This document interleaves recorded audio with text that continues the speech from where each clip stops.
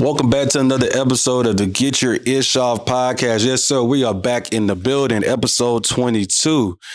And I got a really, I know I say this a lot. I really say it a lot. I need to stop saying it. But I got a real special guest in the building with me. Kyree for What Sleep TV. What's happening, my boy? All right, my boy. Appreciate you for doing my last interview before I take some time away from making new content. Yes, sir. Yes, sir. We just discussed, what I'm saying, where you're going. So I want to first give out peace and blessings on your next endeavor. Thank you. You know what I'm saying? Whatever they may be.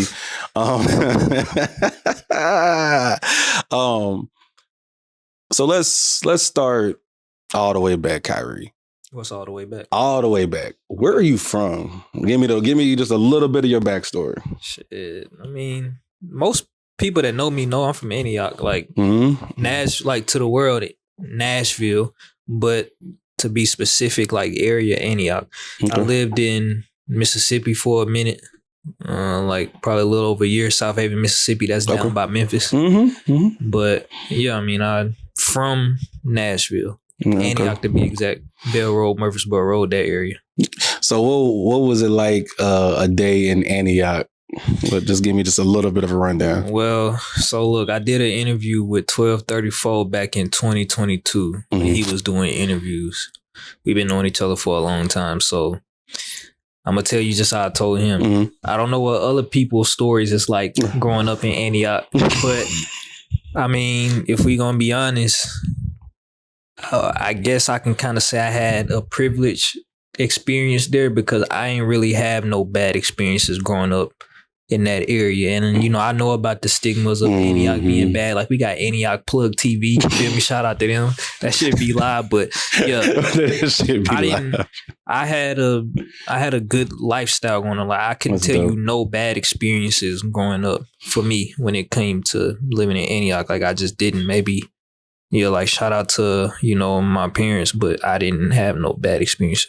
So if I could give you any crazy stories and stuff like that, you would, yeah. I promise you, like I owe this to my parents and, myself for, choosing to do the right things, but I don't have no bad experiences growing up in Antioch. I actually love Antioch. That's dope, now, bro. I like being that I ain't lived there in so long. It's been about 3 years since I've lived there. I actually miss being in Antioch, truth be told. Yeah. It's crazy though, Kyree, because my experience, like I'm not from Antioch. I'm from out East Nashville, born and raised, but out East. Yeah, I'm a real out East baby. Like Dickinson Road, Parkwood. Damn. Yeah, that's where I'm from, and I still live out in near that area. Everything about me that represents Marco is out that way. Really? Yeah, everything. I'm really an out East nigga. I'm a real out East nigga. The style too, the hat, the watch. I'm just that. I mean, you said everything. So you got to remember, bro, I'm an interviewer, so I do interviews, so I'm used to asking more questions. If you say something, I'm going to ask you. You go, nah, I'm not brushing, bro. It's all good. No, I don't mean everything, but I mean as far as like, just my family, how I was raised, everything, like the way I just view Nashville comes from my out East experience.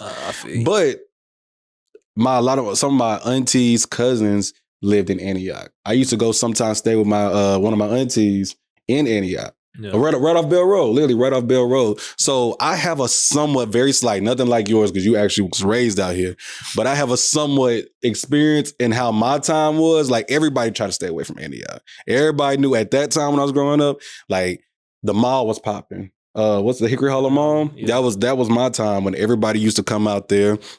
Everybody used to go to the movies. It used to be a whole bunch of fights, whole bunch of shootouts. Your girl might get took. It's just a whole bunch of I'm telling you, it's just a whole bunch of that going on. So it just, yeah, for real. Like that was the time. I ain't had that. And plus, like everything that like I'm doing now, I've been doing like how I've been on the computer. Like how every day I get up on the computer, I've been doing that like forever. So like I wasn't just too like outside for real. Like, Got you. I am really, you know how like they say iPad babies? You an iPad baby? Yeah, but on the computer though. Yeah. You're a computer baby. So like, yeah, but everything I've been doing, like I kind of been doing it like forever. I just recently, as I've become grown, and kind of like turned it into a business, so or monetize it in a way. But yeah, like I've been knowing how, like I first learned how to edit and stuff when I was probably like 9, 10. So like that's how deep into the computer shit that like I've been. Damn. I'm gonna keep it a band. I still don't know how to edit, and I'm 33. You knew this shit at 9, 10 years old. That's crazy. But it's kind of funny that you said that. I remember, and I'm gonna come back to where we are, but I gotta make sure I say this to you while it's on my brain. I remember the first time I met you, which was like, what, a month ago or 3, 4 weeks ago? Yeah, it's probably about 3 weeks. 3 weeks ago. Yeah. Bro, I immediately picked up, this nigga is smart as shit. And you saying that you're a computer baby, like it's kind of like solidifies, like I just knew you were smart as shit. Not like from a nerd standpoint, but you could just tell like you're not a fucking idiot. You know what I'm saying? I appreciate it. Yeah, like you really smart, bro. Like I know you know your technicals and you know how this goes and that go. And that's dope, bro. Yeah, I'm a geek for real. Like if we're gonna be honest, like I actually like to embrace the fact that I'm a nerd. I ain't never thought it was a bad thing. Never. Like, in my opinion, like even when in school when people would, oh, he a nerd, he a geek. Like I'm like, I just look at him like, okay, well, I mean, I'm smarter than you. Even. I'm smarter than you. I actually, like now, I embrace like everything that like I do, because just before you get into your next thing, I never forget when I was in a computer class I was in a bunch of them growing up, and everything like they in there trying to teach us. I'm like, man, what the fuck? I already know this shit. Like literally, I already know this shit like at a high level. Yeah, for sure. And then it was one time one of my computer teachers in high school, he was like, man, you know, because it wasn't people in our classes paying attention. Right. He was like, you know, a lot of y'all aren't paying attention, but y'all's generation is gonna be the generation that really used this. He was right. And shit, luckily I already knew that stuff, but I know all them people that had that computer class that didn't take advantage of it. I wonder how they feel now, because you know the skills that you can, that like, you know, graphic design and just anything computer related is very valuable now, especially now that AI is like taking over the world. Yeah. Yeah. So give me just a quick rundown on the schools you went from elementary, middle to high school. Schools. Damn. See, I don't even remember the name of the schools that I went to down in South Haven. It was so long ago. Oh, that's fair. That's fair. Okay, the schools you went down, just do the ones you went down here, yeah. So, I went to Laughlin Elementary School. That's out east. I know I went there with C-Bands. I went with Rich Mula. And you know him? I do. I went with them. That's all. That's only people I remember going to there. Then middle school, I went to Wright Middle School. I've heard of Wright. Yeah. That's like off Hardin Place. And then I went to JFK Middle School. Of course. And the only high school I went to was Antioch High School. What was your experience by your high school when you went to Antioch? I mean, shit. Shout out to Antioch. Yeah, shout out. I mean, I love it. Like, it's crazy because like I think my whole junior and senior year I didn't do any homework. Like I didn't do any homework. So man, I don't know if that was like on. But no, I'm lying. Like I did it, but like all my homework, I would just do it like. I would do it at school. You would do it at school, so you would have to go home and do that shit. Yeah, I don't know. Like Antioch High School, I mean, I'm pretty sure me and everybody that went there around that same time had the same experience. Like it was just like it was. So before Antioch got just like super bad, like you see it in the schools first. You feel me? Like I seen in the schools how like damn, like these people go to Antioch. What the hell? When I first moved to Antioch, I'm thinking that it's like I don't know. Probably like Mount Juliet or something. That's kind of how people was explaining. Yeah, it changed over time though. Yeah, but I'm seeing in the school, I'm like, man, Antioch ain't nothing like this. Yeah. But I seen that when I went to, I think it was JFK. Got you. Okay. Yeah. Okay. Same thing though. Nothing crazy or bad to me happened. I really didn't get in trouble like that. The only time I did get in trouble in Antioch High School was when I had a car my sophomore year, and I was one of the only ones that had a car. But so I just used to do stuff, and one of the main things that I used to do was I leave and go to Sonic every day. Like when people go to lunch, I leave and go to Sonic every single day. Dang, that's lit. And it was one time when I got caught my senior year, and then this teacher caught me like coming back in, and I couldn't go to prom. But that's probably the only time I got in trouble. Wait, a teacher called you and they said you couldn't go to prom? I don't remember the full story, but yeah, it ended up making it to where I couldn't go to prom, basically. And I used to come late a lot of times too because I had my own car. Okay, yeah, I got you. And plus, I don't know. I just looked at it like, bro, I'm not learning nothing. Yeah, you know what I mean? Yeah. You were literally advanced. You was advanced past what your grade level was. Would you say that? Like, yeah, he like shit. Yeah, I guess. Are you trying to be humble right now, Kyree? No, I mean, I ain't gonna lie. I'm just there. Like, yeah, I'm just there, bro. I ain't gonna lie. Word. Okay. A bunch of cool people went to my school though. So right after high school, what was next? What was the next development? So I did go to SAE. Okay. I went there for music business, and that's when I got my first camera. And when I got that camera, I told myself that I wanted to start shooting music videos. And I did, but I never wanted it. I never wanted my name to be on it. I just didn't want my name. Like, you know how like What Sleep is me, but it's not my name. Yeah. I wanted to get into shooting music videos, but I didn't want to be like, oh, video shot by Kyree Thomas. So around that time, I was following this platform called For Show Magazine. It's this platform based out of Michigan. Okay. A guy named Joseph McFashion, aka Coach Joey. You know him? Okay. Well, yeah. So I was watching a lot of his content, and I seen how he is a huge part of what Detroit is now today. Awesome. You know, that's facts. Like T Grizzly dropped First Day Out on that platform just to put things in perspective, and that's what blew him up. That's what's up. That's tough. So, yes, sir. I'm watching For Show Magazine.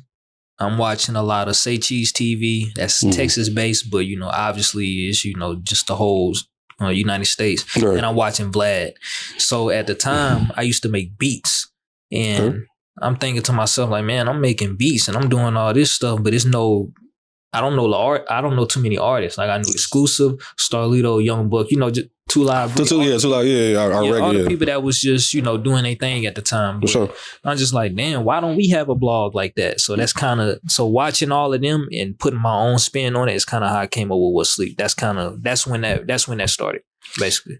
And that started literally right after high school? No. So it started at SAE. Like I did my research heavily for about 2 years. Okay. So 2017, cool. I did my research for about 2 years before 2019 is when I finally was like, all right, I'm finna do it. Okay. Yeah. Okay. So I ain't just jump into a lane thinking I'm just finna do it. I really did just sit back for a long time and just watch other people do it before I was like, all right, now it's time to go. Yeah, then I just kind of kept it consistent since then. Question, you said something interesting to me. You said that you never wanted your name to be like on the forefront. And I know you maybe semi-explain, but like, why is that? Why didn't you want it on the forefront? Well, or to name it something else and not, you know, Kyree. I mean, really, because like kind of how I'm in front of the camera now. I really only started doing that last year. Oh, okay. But I've kind of always just wanted to be in the background. Like I never really wanted to be in front of the camera. Like, to be honest, there's been a handful of times when like I do an interview and I explained this on somebody's live stream. I explained this on DB's live stream. That's Nate Too Stupid, bro. I kind of told him that I really hate when I do interviews and then, you know, it's titled What Sleep, because it's like, yeah, I am a part of What Sleep, but like, you know, What Sleep is not a person. Yeah. I kind of explained it like, that's like you interviewing Jeff Bezos and saying I interviewed Amazon. You didn't interview Amazon, you interviewed Jeff Bezos. Absolutely. So I've always wanted to play the background and I never really liked being in front of the camera. It's just, I started doing it and I realized that people like my personality, so I kept going with it. But when it comes to why I started, like why I just didn't want it that way at first, is because I like Vlad's template. Like he never just really had to be in front of the camera. Nah, he just, his guess is right there. But obviously you hear him ask his question. That was it. Yeah. Yeah. You never see Vlad.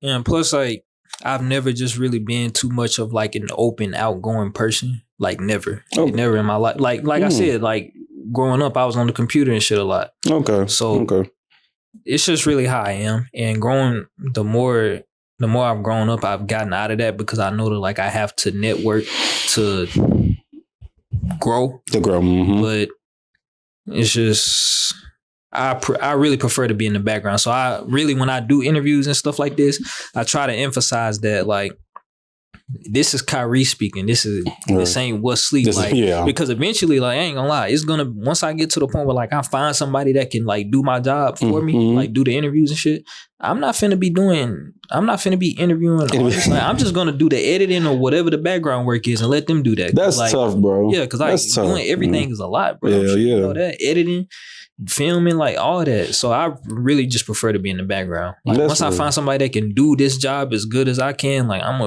gonna just say, you're gonna let them rock out. So yeah, that's why I don't want my name on it, because I don't want people to look at What's Sleep and just only think Kyree. You see what I'm saying? Got you, bro. Yeah. I got you. And plus, like I do other things too. Like people in Nashville may know about Pressure. I just went to, where I went and got the drinks and I had the shirt on. The girl was like, I thought Pressure was shut down. It's like, no, why you think that? It's because they just shut down the Kratom, THCA and stuff. Right. That's a big part of smoke shops. But What's Sleep ain't the only thing I do. Either. Yeah, but it's kind of like what you're mainly like known for, quote unquote. Yeah. Okay. Yeah, but you don't want to. You want people to know you for more than just What's Sleep. You want to be but at the same time, it's just like I just don't want my name to be too attached to it, because I'm letting the people know. Like I've been saying for a minute, like once I find somebody that can do it as good as me, I'm not gonna be on this camera. Like I'm telling y'all, like that's real, bro. I prefer the piece of just.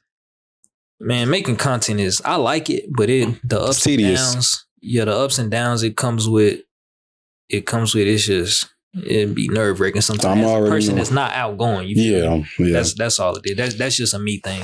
So that's interesting, because like I said, like you just articulated, you grew up and you were a computer baby. Yeah. But so they made you, in a sense, an introvert, in a sense. You know what I'm saying? And now you're out in front of everybody. You're on everybody's YouTube. You know what I'm saying? Everybody sees you with all the rappers, and as far as the interviews go. Yeah. And now you're trying to be an extrovert, in a sense. You know what I'm saying? Right. Like, do you feel the battle in you to like that switch that has to happen? Like the growth that has to happen, in a sense? I ain't gonna lie, not necessarily. And I say that because it's really just become natural. Like I would say, like for the last 5-6 years, I've been training myself to get out of that. That mode. Get out that introverted mode. I'm actually glad that like I've done so many interviews with different people, because it's allowed me to just learn how to talk to anybody. Like I can have a conversation with literally anybody, I think. Absolutely. And I think just doing all these interviews over the time, like with people like, Jelly Roll, Starlito, yes, sir. Big Top, like so many people. It's kind of like that being shy and stuff like that. I ain't gonna lie, I'm completely over that. Yeah. I don't have a battle with it no more. In the beginning, I did for sure, but at this point, 2026, no. Did you? But when you had earlier battles, did you be like, man, this ain't for me? Sometimes we just like, because I am too shy, or I am kind of. Some people get set in their ways early. Not usually young people. Young people, you can usually, mold them. But sometimes it's just like, I'm me and I don't like this shit. You know what I mean? Yeah, if I can remember right, yeah. Yeah. Yeah. Cause you said was it like a battle? Yeah, it was like the battle. I just find it interesting because I'm learning this information from you, and I could kind of tell when I met you. But really, why you say that? Because. Well, let's save that. Okay. Because I got we're gonna bring it all around. We're gonna just bring it all around. But I just wonder, you know what I'm saying, like the internal battle. Just like, all right, I gotta talk to this person, talk to that person, but really I just want to be in my shell. And I want to play the back. Like you said, you want to play the back role. Mm-hmm. So I just be wondering, like, did you feel it in your chest? Pause. You know what I'm saying? Like No, it wasn't that hard though, to answer your question. It wasn't hard at all, because my mama taught me a long time ago that like at this point I've learned with getting like I'm comfortable with being uncomfortable. Like I can do something that may like I know it's gonna be hard for me. Pause. Hey yo. I know it's gonna be difficult. Let me just say that. I know it's gonna be difficult, but I done been through so many difficult things, like especially in like my earlier 20s, that it just kind of like trained me to just thug it out. Like my whole just chemotherapy situation, that kind of taught me how to just really, really be uncomfortable. Yeah, because I had to do that for years. So. Yeah, and we're gonna talk about that. We definitely gonna dive into that. But my next question for you is, sir, you're a streamer. Is that correct? I mean, yeah, it's a part of what you do. Part of what I'm doing now, streaming. Streaming, bro. Talk to me about the difference between streaming and being a podcaster. Like, and I know, like, I want the differences between the two, because some people may think it's the same and it's two different worlds. I mean, me, I like live. I think live streaming is easier. Like, since I've been doing interviews since 2019. I mean, I've been known, like I've said some things in the past that like I probably shouldn't have said. That's real. Yeah, like I learned that early on, like, man. And plus, like, I've been on the internet forever, so I know the digital footprint is real. So a lot of people don't like live streaming because, you know, if we was doing this live, you know, you got to watch what you say. Yep. So the difference is, you know, between doing something that's pre-recorded and something that's live is that really you just have to watch what you say, because anybody can say something. I mean, you could say anything and anybody can be watching it. And I mean, yeah, you can delete it, but it ain't no telling who screen recorded it, saved that. So a lot of people might say live streaming is harder, but I think it's easier because, well, for me, because I don't have to edit. Right. Because you know, when you got to go back and edit this, you know. But with live streaming, it's live, and you know, you just have a file. So okay. See, I don't even know everything about live streaming because I've never live streamed before. So yeah, really. Never. Damn, man, I wish you would have told me. I could have made sure we did a live stream before I'm putting stuff out. Bro, I swear I've never live streamed before a day in my life. I'm strictly a podcaster. Strictly. Like that stuff, I don't even get it. Well, how much time would you think you spend time spending editing an hour-long video? So 2 hours? So let me tell you the God honest truth, because I do not like to cap on camera. I don't edit shit. Just to keep it a band with you. I don't edit a damn thing. Shout out to Marty Marr, part of the Couch Potato Boys. He's the one that be to the right of me when we're talking. He usually has the camera. He usually edits and then he puts it out on YouTube. That's hard. My main job is to be the moderator. Oh, that's good though. But now that I have my own show outside, independent of Couch Potato Boys, now I'm learning how to do this in real time. So that's why, you know, earlier I was, you know, we trying to figure it out, but I'm literally learning. Like my last interview was with Mo Mula and Southside. Yeah, I watched the whole thing. Yeah, I appreciate it. Shout out to them. That was my first time where nobody else helped me, and I was nervous as a motherfucker. Really, you can't tell. I ain't gonna lie, no, you can't tell, bro. But because I know how to keep a cool head, kind of like you, I'm media trained. I'm very cool and relaxed. But in my brain was doing cartwheels. I'm like, yo, bro, like I'm finna fuck this up, like real deal. The whole time, like I'm finna fuck this up. But repetition, like the night before. Even like before, like last night, I'm going make sure all the mics are adjusted, make sure the camera is adjusted, making sure the microphones all are, you know, charged or whatever, like doing everything that I need to do. So I'm more calm now. But that other one, I was nervous as a motherfucker because I just never have done it before. So no, to answer your question, I don't edit shit. I need to learn how to edit. I pay people to edit. I mean, maybe like one of the benefits of you not doing too many things is that you can literally focus on being a good interviewer / podcaster. Remember, I told you, I think you do like all the interviews that I watch with you, like the yellow one, the one with CC and Mamula. Like, I think, like I told you, I've said this before, but I say it again for, you know, camera purposes. I mean, I think you do a good job when it comes to answering questions. And I talked about this with Ham. I said what makes a good interviewer is, you know, not just really just having good questions written down or just asking a question, is really just being able to think on your feet or make the interviewee be comfortable. That's what makes a good interview. And I think you do a good job at that. But if you had to take your focus off of that and like, damn, I got to learn how to edit good and all this other stuff, you might not be a good. I'll probably crash out. You know what I'm saying? I mean, it's not a good thing. It's pros and cons to it. And you know what? You can speak on it just as well as I can, bro. Yeah. The way I wanted my show to go is exactly how you said. When you get done off my show, you're gonna feel like we've known each other for years. Cause I don't come in the night before and start, have a whole little notepad where I got all these questions for you. The main thing I do my homework though. There's a way of like doing preconceived stuff and then like doing your homework a little bit. So if I'm interviewing a rapper per se, yes, I would, especially I don't know who you are, I will go back to your music, your catalog, and go listen to your songs. I'll go get in my car, get my phone, and I'll go ride around for about 30, 35 minutes and go listen to your songs. For real? Mm-hmm. That's you have to be thorough. But then the rest of this shit, man, is just off the dome. That's how I interview. Now, I'm not saying that's for everybody because I think you have to have a certain personality to do that. Hey, y'all, he didn't even say Paul or nothing. No, I'm just saying. It's too late. It's too late. I'm just saying. But I hear you though. It's too late. But yeah, I feel my bad. Pause all that. But yeah, that's how that's how I want my show to feel. I want people to be like, yo, man, I just met that nigga 2 weeks ago, but yo, that like we really had a dope ass conversation. Because where podcasting started for me, how I just for my brain, all you doing is sitting and talking to your homie.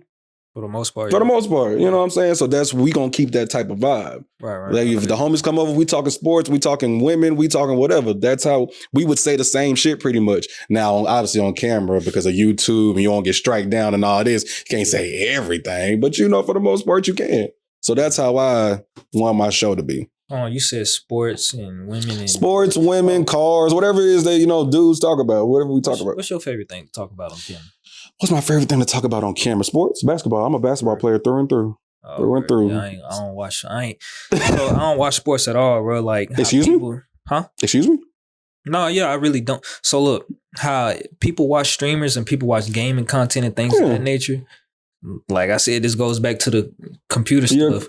Yeah, I've been watching shit on YouTube forever. Like since YouTube came out, like I've been watching gaming content forever. And like I had to explain to one of the nurses one time I was in chemotherapy. She seen me on my laptop and she was like, "Are you playing the game?" I was like, "No, I'm watching somebody play." She was like, and she was like, "You're watching somebody play?" And I was like, "Yeah, that's a thing." And I had to explain to her that it's really like watching sports. Like you can really get entertainment value from it, or you can learn from it. It's really the same thing for real. But that's how I get like my entertainment.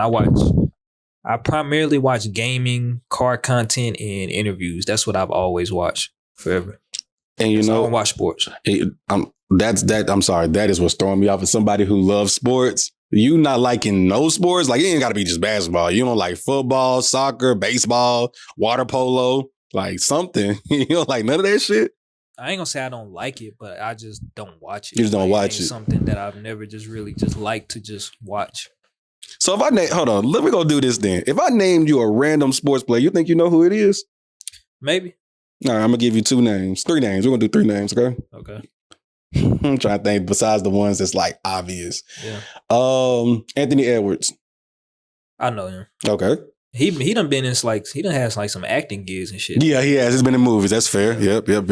Let me think of another one that's not just well known.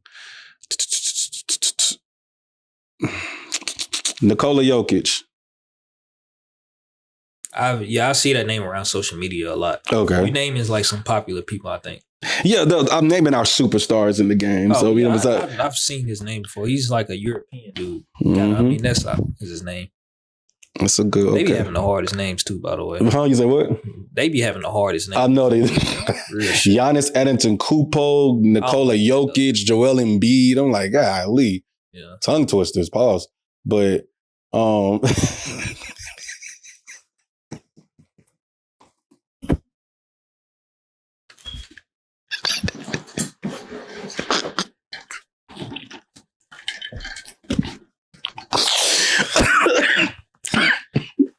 hey man, you silly man. I'm just where are we going with this interview? Okay, hold on. Where are we going? You was naming the. Now his name. We done with that. You got the point. So you got the point. So we are in the media space, yeah, and just like I was having a conversation with somebody the other day. sticking out in this media space is the hardest thing to do. Just like with anything that you want to do in your life. Really? But to me, in my opinion, because it's an oversaturated field now. Everybody makes a pod. There's a podcast that starts every single day in some city, not here in Nashville, surrounding areas, but just around the world. Somebody is starting a podcast. Somebody is starting live streaming. Right. Somebody's doing something that is media driven, quote unquote. Right. How hard is it for you, or is it not hard for you? Pause. If bro, you silly, bro. My fault. Bro, you good, bro. It's all love. How difficult is it for you in this era where everybody thinks they can be a streamer, everybody thinks they can be a podcaster? Like, talk about that.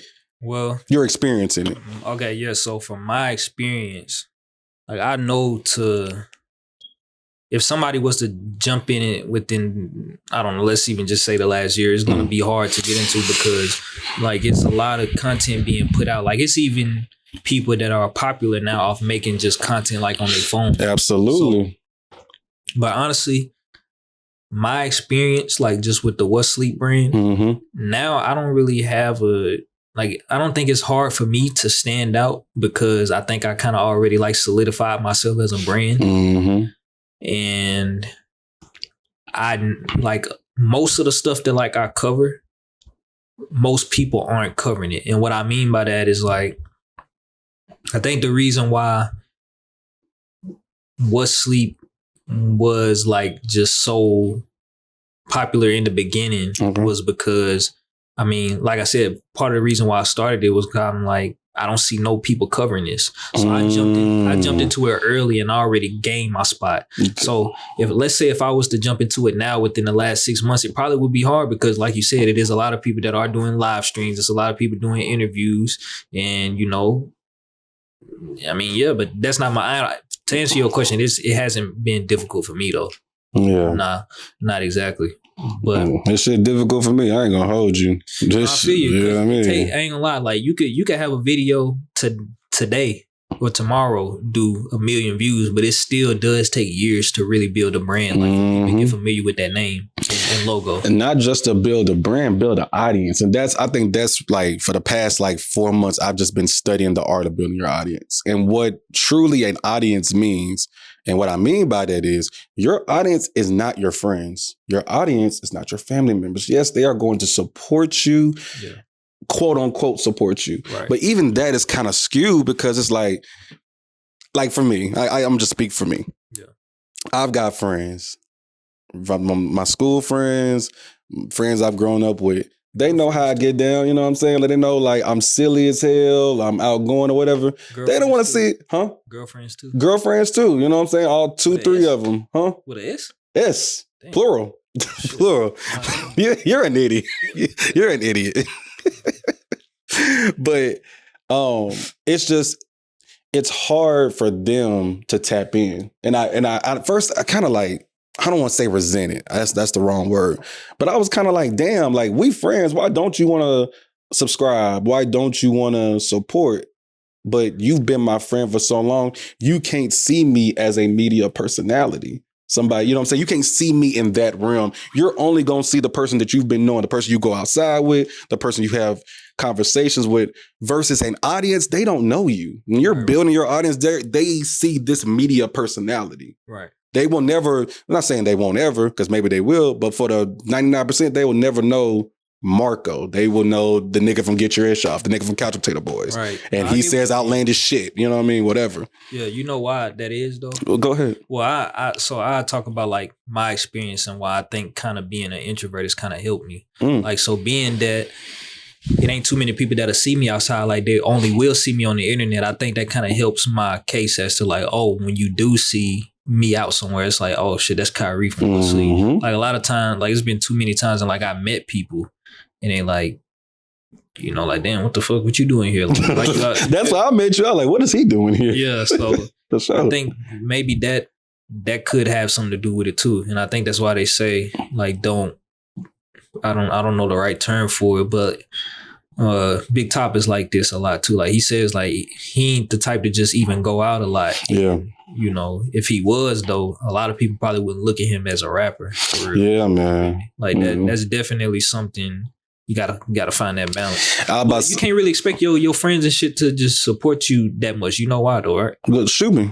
So the reason why is because I don't know who you watch, but honestly, bro, that just probably ain't your audience for real. Like I used to look at it like that for a minute too, but once I realized that like people just they already really have who they watch, and unless you just really putting out something that they just really truly care about, like they not really just going. They're not gonna tap in with it. Yeah, they're not gonna go out their way to just support just because they your people. They gonna be your friend. They're not gonna look at you as that media person. That's what I was saying. Like I think, and when I was first starting it, like 3 years ago, you know, I would go up to, and they can attest to this. I would go up to all my friends, like I would take their phones and subscribe to my shit and be like, you better watch this or I'm gonna whoop your ass. Like I'm gonna not literally whoop their ass, but you know, some of my friends like the one over there, you know, need ride home from time to time. You know what I'm saying? After the club. So, you know, I'd be like, yo, the club. Oh, shit. Yeah, we be in the club. Dead ass. Like we be in the club like every other weekend. Damn. But for sure. She can attest to it. Shout out to Bree. That's cap. But I would do shit like that. Take their phone, subscribe to my YouTube, subscribe to my Instagram, and be like, you better watch my shit. But that ain't the way to do it for real. And that's probably not your target audience. And that is not my target. But I didn't even know nothing what a target audience was. Yeah. Now I kind of regret the shit if I'm being honest. Like I need to start over. Like I need to do a whole little clean slate and build a genuine audience that hear from me, the Marco the media. But hold on though. So how you gonna do that though is honestly, like for the longest, I have not cared about numbers to a certain extent. Like obviously I have to pay attention to my numbers to see what people like. But when it comes to numbers, that's not something that I just pay too attention to, because it'll be stuff that does a lot of numbers that you would expect. Like, damn, why did that do numbers? And then it's some stuff that you think like, damn, this should do numbers, and it don't do anything. And it don't do anything. I've always said that, like, if you just focus, like, this is the same thing I tell artists. Like, if you just focus strictly on making good content, then, you know, eventually, like, consistently post good content, that audience, you'll find that audience. You'll find your audience to find you. That's what I think. Because that's kind of how I've been, because I ain't just really paid too attention to my numbers. Like I paid attention to numbers when it comes to like, okay, if I'm gonna go work with somebody else, like if I'm gonna work with this artist from, I don't know, Memphis or something, and you know the numbers don't make sense, that's when I pay attention to numbers. But my numbers though, I don't, because like I have somebody that's like, you know, popular and it really not do numbers, and then I have somebody that maybe ain't that popular and it'll speak specifically that do numbers. Like it's weird. Like it's weird like that, ain't it? Yeah. So let me tell you my little experience, brief experience. Man, I'm not gonna lie. And this is something I've got to get better in 2026. Nigga, when a video drop, I get that shit 3 days. And if I don't, I have a certain number in my head. Like, all right, this video should do 80. And you know what I'm saying, 80 in 2 days. Yeah. Nigga, I'll go look at my analytics and I will be shadow boxing if it don't hit that number that's in my head. Wow. I'll be just like, man, why the fuck? Bro, that's not good for my mental health. So I'm trying to I'm kind of focused on what you are.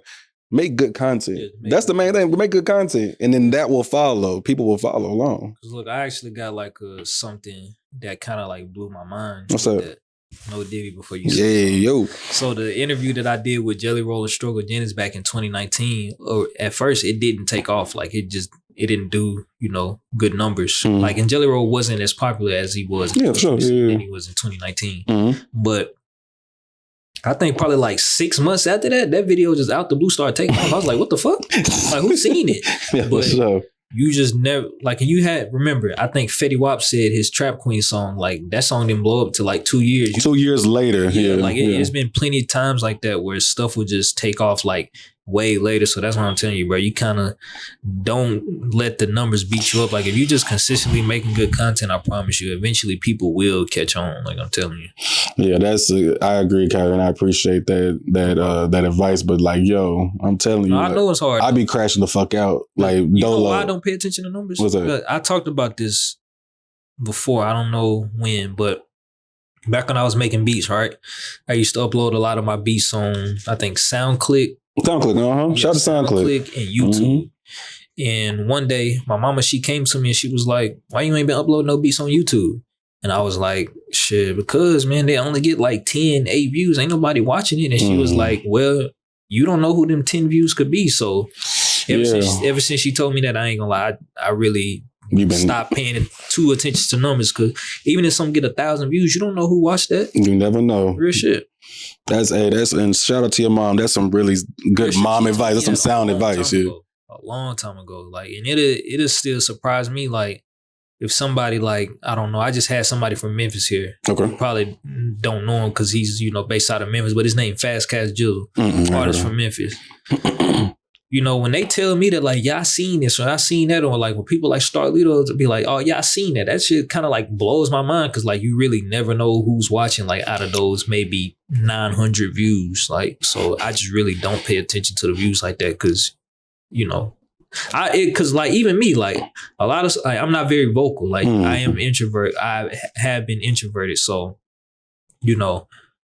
I watch a lot of stuff, and like I might not say nothing just because, like, I just watch. Like, right, so watch, you really never know who watching, bro. That's all I can say. Something else that be bothering me, dog. And again, this is just, it's learning. I'm literally in the process of learning this shit. Even though I've been doing it for 3 years, like some things just take slow learns. Dog, when your subscribers don't watch your shit, you know what I'm saying? Because again, that's how I used to think. Why the fuck are you subscribing then? If you're not gonna watch my shit, why the fuck are you subscribed? Well, look, do you watch every single thing that everybody that you follow, though? I watch it within a week's time. Okay. You know what I'm saying? Like now, like if you drop something, like I follow other podcasts. The perfect podcast for me, Joe Budden podcast, Rory and Mal. Yeah. You know what I'm saying? So obviously they drop every Tuesday, Wednesday, Thursday, whatever those days are. Right. So no, I don't watch it that particular day. But as the week goes on, yeah, I tap in. Okay, sure. You know what I'm saying? That's how I do things, though. Because I just asked that because I know for a fact I don't watch everybody I'm subscribed to. For sure. That's really not every single video. Yeah, you can't. Yeah. You can't. Yeah. I'm subscribed to a lot of people. You feel me? Like I say probably like every 5 minutes is something new posted. Something catches my attention, I watch it. And it's certain people that like I watch faithfully that I have post notifications on, but that's not too many people. Yeah, I gotta tell people that when they subscribe, bro. Press post notification, bro. Yeah, that helps. That helps to ring the bell. Yeah, when we drop. You don't want to miss. You don't want to miss nothing. Turn on the post notification. Absolutely. So, quick question, man. Yeah. Streaming, podcasting. Obviously, for What Sleep. Obviously, you get the rappers' attention. You deal with a lot of rappers. Yeah. Who's been your favorite artist to interview, and who's been your worst artist to interview? Okay. I mean, I can give you my favorite easily.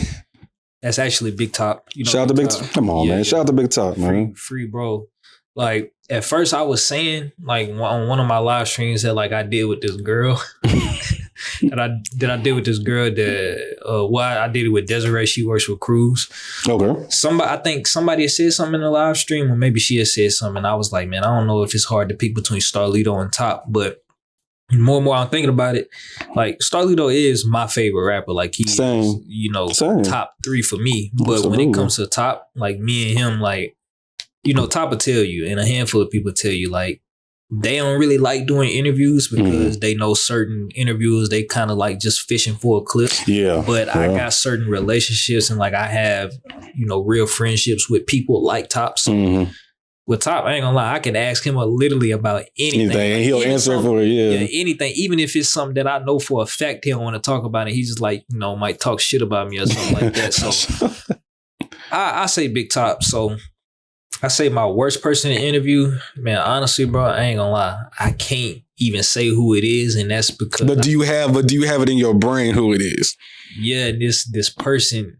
Well, I've only done one, and this person actually not here to speak no more. So that's why I'm say less. Then no, that's real. No, say less. Say less. It wasn't that good of an interview, but I knew why, and the manager told me why. Like some people just not like I'm comfortable talking on camera. Some people just not talking. Yeah, the camera shy. Yeah, he just wasn't. He's just one of those people that just wasn't comfortable talking on camera. So, but I don't want to say his name just because of that, though. No, that's love. That's love. Shout out. What made you ask that though? No, who's the best of the best and worst? No, I mean, I was just wondering. Just curious, like, because I know you say you've been doing this for a minute, and every time I look up on What Sleep, you got artists. Shout out to Sweet Poison. Yeah. You've had Mia, Starlito. You've had plenty of people that that I'm familiar with. So I was just like, yo, like, ooh, did you have a favorite? Some people don't have a favorite, you know what I'm saying? But I'm pretty sure you did. Yeah, if I were to say top 3 though, I'd say Big Top, Starlito, and then after that, I'd probably say, well, it's either between Mayor and Lil Stoney. You know Mayor? I don't know that. Okay, I used to work with him a lot, but yeah, them top 3 though. But I say my favorite as of right now is Big Top, and we just did that one off the jail call. And that was crazy. I didn't even know he was in jail. Yeah, I had no idea until he turned himself in. I don't know. I think I don't know, but he only got to do a year. That's what he said. But he might get out early. That's what he said. Free Top, man. Free Top for sure. Okay, how we gonna transition to this one? Have you ever said, like, I know you have, but hey, you be making me, when you start laughing out of my fault. My fault. I guess I'm just goofing for No, bro. It's funny because I have, like, the people that bring out the best interviews for me are the people that got personality. Some people are just, I don't want to say lame, that's wrong, but they just ain't got no personality. Like, I need people to be on the show laughing and having a good time. So do your thing. Where do you want to take What Sleep? I know you want to, do different things with it, but like, what's next for you? Because you've had such quick success, and everybody again knows what's. Yeah, I mean, quick in my opinion, from when I saw you. That shit ain't been quick. So, how long? Okay, let's talk about that then. How long did it take for you to blow up? What's considered blown up though? To where? No, for real. What's considered blown up? To where you're getting. I mean, I don't want to go by views, but just to where you're getting, like, you're known. Yeah, you're known. Well, who don't know What Sleep TV? Everybody know that shit. Well, you know what? So I kind of would want to say the first year, and I think that's because it wasn't too many people doing it at the time. Oh, fair. It wasn't much media platforms. Like, at the time when I first started, Cruise wasn't even here. Shout out to Cruise. So, Cruise is around now. Mm-hmm. But I think it was after I finished stage 1 of my chemotherapy and I started back consistently putting out content. I think that's when I realized that it was more known. But I mean, people tell me that I had certain people tell me that, like, man, I started, my podcast, and you were part of the reason. I'm like, damn, what the fuck? If I just to throw a number, I'd say 2022. Because that was when I finished stage 1 of the chemotherapy. Yeah, summer 2020, maybe 2023. Okay, because this ain't the logo that I had forever. That pillow on that logo. If you want to show them, that was like my first logo. That's what I had at first, and the people. It's very few. Thank you. It's very few people that know this logo. Okay. But if they do know this logo, that means they've been around for a long time. A long minute, yeah. They've been your day ones. Your real day ones, you know what I'm saying? Yeah. Okay. Oh, wait, did I answer your question though? My phone? You did. Oh, okay. Did you envision it? Everything that What Sleep TV is and everything that you do pertaining to that, did you envision that it was going to catch on like that one day? You know what? Actually, I did. I think I did because, you know what? I've only showed this to one person, bro. Let me show you something. I've only showed this to one person. That's crazy. And that's actually Starlito. I've actually only showed this to Starlito. I'm going to show you something. Hey, I feel real special now. Because I was telling him that, like, one of my main goals was to get, when I first started, I wanted to get Starlito on and I wanted to get Young Buck on. I ain't never worked with Young Buck, but, we can cross paths plenty of times. And, he done hit me up to kind of let me know that, like, you fuck with me. But if you look at that, it says August 2017 when I'm just plotting all this out. That's kind of right when I told you 2017 is when I was like, man, I'm finna do something with this. I ain't do nothing with it till 2019 because I had to do my research and stuff like that. But I did envision it to a certain extent, yeah. This is tough, bro. I appreciate you letting me see that. Thank you. I appreciate it. And you know what? You just gave me confirmation because I remember one time I was telling a group of my friends, I would leave them nameless, but they know exactly who they are when I get through saying this. I told them about each year. You know how people say you need to set your goals for the year and stuff like that. Yeah. I start doing it off the iPhone. Every single one of my goals that I wanted for that year, iPhone it, label it out or whatever, put in my notes. And so every single time I needed motivation, I can just go straight to my phone. And when I did that, my whole life changed. Really? Literally, like just like that. Because it's one thing to have everything up in your mind, like, oh, I want to do this, I want to do that. But until somebody told me, until you put that shit on paper or put it in your notes, it's just in your mind. And that's cool too. Some people can operate like that. Marco couldn't operate like that. I put that shit on my notes and I just go every single day and look and see, all right, I want to go here, here, here. And I start knocking shit down. For sure. Even the podcast is a part of knocking shit down, like a stuff I wanted to do. So yeah, like seeing that, and then like in a sense, it's like manifesting in a sense, if you believe in that.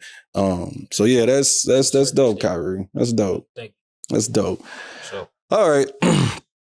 One of the main things, obviously it's public because it's on your page.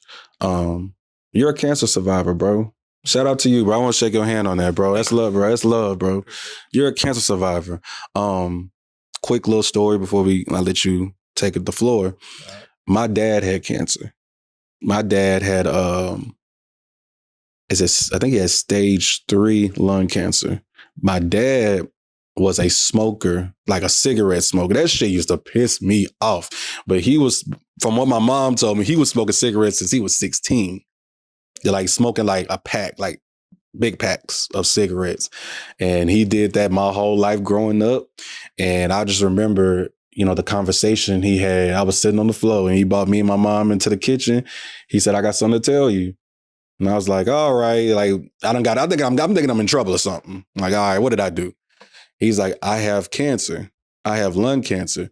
At the time, I didn't really, you know what cancer is, but you don't know until you actually experience it. Yeah, that's facts. So I'm like, damn, like I actually saw, like I had to become, a lot of people don't know this, but I had to become my dad's caretaker. For a whole year straight, I didn't go to work. I didn't have a car at the time. I had a car, I didn't have my license. And that's a whole nother story. But yeah, like I did nothing but take care of my dad for a year and a half straight. Yeah. And I saw like a man that was super prideful. My dad was like, he was a real deal alpha male nigga. You know what I mean? Real deal. I literally saw the deterioration going. You know what I'm saying? And me and him just became more close because my dad was a drill sergeant, not literally, but that's how my mom was the one to let me do everything. My dad was the one to be like, no. You got what I'm saying? Yeah. And so I didn't fuck with my dad, but I didn't fuck with my dad because I'm like, why are you always saying no? Now I know why, because, you get older.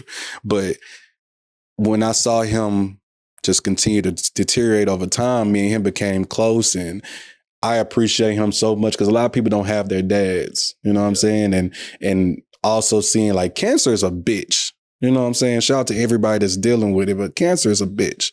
Yeah.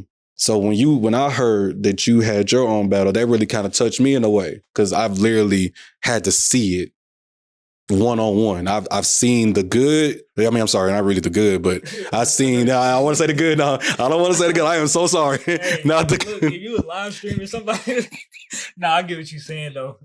Somebody would say the good, question mark. Put it right there and be like, look, Marco, Marco said having cancer is good. But I've seen every single thing that comes with cancer. I lived it with my dad. Yeah. So please tell me the story of your situation. What happened? Like how I found out I got the diagnosis, like go through it all. Floor is yours. Okay. Well, basically for a minute I just had a bad cough. And a lot of us, we just push off a cough because, it's just a cough. You know what I'm saying? Mm-hmm. And it went on for probably about 2 weeks before it just got real, real bad. And this was around the time when, COVID was, a popular thing. Like, oh, if you're sick, go get a COVID test. I ain't never had COVID. But shout out to you, bro. I got the test and, it came back negative. And I don't remember what I did after that, but I went and took it again. No, I went to the little clinic. Mm-hmm. I may be telling the story a little wrong because, it's a lot of things that went into that whole process. But I went to the little clinic and she thought maybe like my lung was collapsed. So she was like, yeah, just go to the emergency room. When we went to the emergency room, they basically discovered that I had something I had a tumor on my left lung that was like close to my heart. And that's basically how I discovered it. And then I'll say probably like 2 weeks after that, because I had to have some surgeries. Like I got a scar right here because they had to like cut in and like get samples or whatever it is, and in my back. And basically after that, I started chemotherapy, and that's kind of how it was discovered, just a cough. So that's why I tell everybody, like, no matter how minor something is, if something is off, you need to immediately get it checked out. That's what I do now. So, but yeah, that's basically how I discovered it, though, the diagnosis. And then what you wanted to know about, like, the treatment process and shit? Yeah, like, because Kyree, you're young, you know what I'm saying? Like, and it's very uncommon.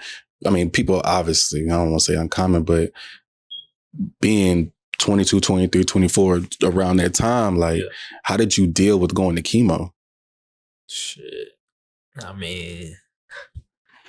At first, man, I ain't gonna lie. Well, I'm gonna watch my words because, I know you got to post this to YouTube. Bro, my show is called Get Your Ish Off. Say exactly how you feel, brother. I remember when I first started chemotherapy, like, man, I don't understand. Like, I used to feel so bad that, like, I went to, the girl that I was dating at the time. I just kept it real with her. I was like, man, I ain't gonna lie. I do not think my body's gonna make it to this. Like, I really thought, like, my body wasn't gonna make it. But, I just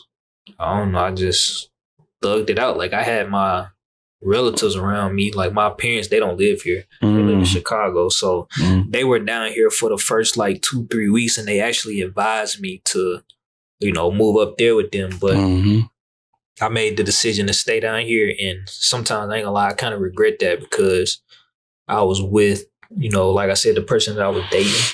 And to kind of sum things up, we could talk about it if you want. That person ain't around no more. So not that, I don't know why I'm laughing, but that person he said, I don't know.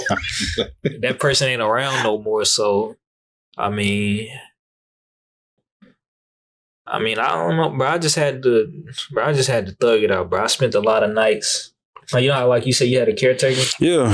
She did what she could, but at the same time, like you said, we 22, 21, and, she still got to live her life. She got to go to work, go to school and stuff like that. So, honestly, it was really just me at home by myself a lot of the time. That shit crazy, man. And, I don't blame nobody for that because, people still got to live their life. No, for sure.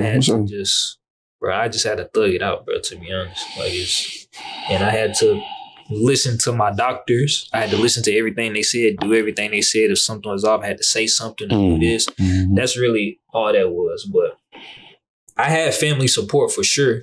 But, I don't know if it would have been different if I did have somebody around all the time. And I knew that would be the case if my parents lived here. For sure. I made the decision to stay down here, and I was just like, and I really did it because I didn't want to end that relationship. So. Oh, you stayed down here because you wanted in a relationship with I did because I didn't think it was gonna end. So I didn't want to break it up because of this. And even though I didn't think I was gonna make it for a minute, I was like, I want this. Like, I wanted that more. I probably should have moved to Chicago. 1,000%. But you know what? You young, bro. That's what I'm saying. Like, and love and or whatever you want to call it will make us do some silly shit, bro. Like, I mean, and I don't want to say that. I don't want to say it's silly. So sorry for saying it, but you know what I'm saying. It'll make us make bad judgments, especially on things like that. When I just know one thing, again, you can attest to it. When you're dealing with cancer, you need all the love and the people around you, as many people as around you, to carry you through the bad days, to celebrate the wins. All that stuff, bro. All that stuff is important. Because I just know for my dad, you know, we're all here, all his family, his daughters, me, my mama's side, his side of the family, we all were here. So we had people come in and help, you know, quote unquote, help. But, you know, it was, what's up, though. You know what I'm saying? He had that. Yeah, but you know, I'm that sucks that you didn't, that you decided to, you know what I'm saying? Did she officially leave because you had cancer? Or and she couldn't deal with the everydays, the new everydays that was coming? Okay, well, so I'm real close with, you know, her sister and her mother and stuff like that. So I ain't gonna lie, you can ask me anything, but I got you. The reason why like I kind of don't talk about that too much is because if I do talk about like the true experience, it'll kind of seem like I'm talking down on it. But I don't understood. I don't never want to downplay, like, you feel me, what she did, because I do appreciate her. But we stayed together throughout that whole time.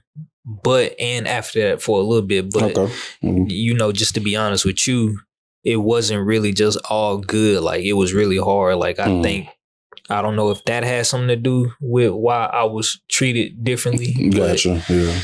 Yeah, man. To be honest, it wasn't good for me. I probably should have but I learned from it though. I ain't gonna lie. Like, I just learned how to operate in, you know, just in a new space. Well, yeah, in a new space, and just, you know, I don't know, somebody that like I was seeing a few years ago told me that I'm damaged goods, and I'll explain what I mean by that. Somebody came to you and said you're damaged goods? Yeah, but no, I'll explain why she said that, because kind of how I look at it is like, now since I dealt with that with the person that like I just really thought that I was going to be with for the longest, I really just, like, if I ever hit rock bottom again, I'm not expecting nobody to be around for me, to be honest. Like, I'm not expecting, if I'm with a girl, I'm really not expecting her to be down for me. And I carry kind of like that same mindset throughout everything due to that experience. Like, I wish I could say like, man, yeah, I don't know, my girlfriend of 3 years, you know, if I was to, I don't know, something happened, she'll be around. I can't say that, because my experience wasn't like that. Like, I was, man. You know, that's tough. That's all I can say about that. But I don't hold nothing against her. Like, we were cool, you know, after that. Like, I even told her that, like, I'm not mad at you for the way things went, because at the end of the day, you didn't have to stay. So, but I think the reason why the girl said I'm damaged goods is because, like, like I said, I kind of look at it like, I'm not expecting you to be around. To me. And that goes for everybody. That's not just for the girl I'm dating. Like, that could be for a brother. That could be for everybody. I'm really just not expecting it, to be honest. And you know what, Kyree? You're, and I'm going to sound like an old head when I say this, but I'm just being honest because I've done seen a little bit. Your mindset, how you view things right now at your age is going to be totally different when you hit 30 and 32, 33, because as you get older, as you continue to mold yourself, you find your village. And I can truly say at 33 years old, I found my village. Sometimes it's shifting. Your village sometimes shift a little, but if it's stable, it's stable. You know what I'm saying? Sometimes you may get that one person that pops out, but then you'll get one that pops in and it's just like nobody ever left. Right now, because of that last experience you had, you don't think anybody, it's like stability. But what I'm telling you is, as you continue to find people, genuine people, we can always find people, especially because we in the media space. Right. People don't always want to be around us, but I don't give a shit about you want to be around me in the media space or what you think I can do for you. Like, hey, if I call you, my car is finna catch fire, or I don't, you know what I'm saying? I'm really down and out. Can I call you? That's the true indicator of a friend or somebody that's in your circle. Right. You will find those people. I'm telling you, because I've lived it too. And just to tell this little bit of a story that's somewhat similar to yours, I had a girlfriend at the time that my dad had cancer. And she was there with me through the time. But again, like I told you, I wasn't working. I didn't have my license. So guess what Marco was doing the whole time besides watching his dad? Then my mom would come home because she was working during the time being a teacher. Yeah. So she would work a hard ass job from 7:45 to 3:15, then come home and do it with my dad. So from 7:45 to 3:15, I would just watch him, give him his medicine, things like that. But as soon as she got home, man, I'm trying to go play basketball. That's all I was on, bro. Because I'm seeing it in real time, like him just have a fall from grace, and my mental wasn't. At the time, I really couldn't explain it, but that's what she told me too. She was like, "Yeah, you talk about how it affected you, but she said it affected her. It affects the other people too, and it affects people around you for sure." My mental was just like I was spinning. I was like, I gotta get up out this house. I just remember just kept saying like, I gotta get up out of here. I gotta get up out of here. Yeah. And I would go straight to the downtown YMCA, Green Hills, Brentwood. I was everywhere just playing basketball, bro. Like real, I was all over Murfreesboro, Hendersonville. I was all over. No. My homies would come get me. Okay. Or I'm about to explain why I didn't have my license back then. Because that's kind of a hilarious story. Okay. But yeah, my homies would come pick me up, or, whatever the case may be, I got to the gym and I would just hoop and come back and watch him for the rest of the night so she can get some sleep. That's right. You know what I'm saying? So I know what you mean. And she, at the time, wanted me to get a job. She wanted me at the time to drive. That one is understandable because at the time I was like, shit, 22 or something like that. Like, why don't I have my license at 22 years old? People get their license at 17, you know what I'm saying? 17, 18. So why didn't I have my license? But I was going through so much mentally, bro. I didn't give a fuck about none of that. No, and she was just 18 at the time. She just graduated high school. She's going to MTSU. So she's exposed to a different type of dude that's got the car, got a good job. The freshmen sometimes have jobs, sophomores. But then she's turning around and then looking at me, who doesn't have a job, who doesn't have, any type of income coming in. I'm just at home watching my dad, but she didn't live it. She didn't really understand. Like, I'm dying over here too. Mentally, I'm fried. No, that's facts. And so she broke up with me because she thought I was going to be a bum. Yeah, that's a true story. She thought I was going to be a bum, but, we talked it out. We chopped it up. Me and her actually went to my dad's grave because she was really close to my dad. I dated her for 5 years. We went to my dad's grave one day. We chopped it up about everything and how I forgave her because I understood, because I matured, and I was like, yo, I probably would have left me too. I'm just keeping it a band because I understand your mindset, but you didn't understand, like, hey, I'm watching my father go through this. This is crazy. Like, this is a man that has been Mr. Bark my whole life. This man is now just slowly going down. So yeah, I know what you mean, bro. I mean, I don't, it's a different type of no, but I know exactly how you feel, bro. Real deal.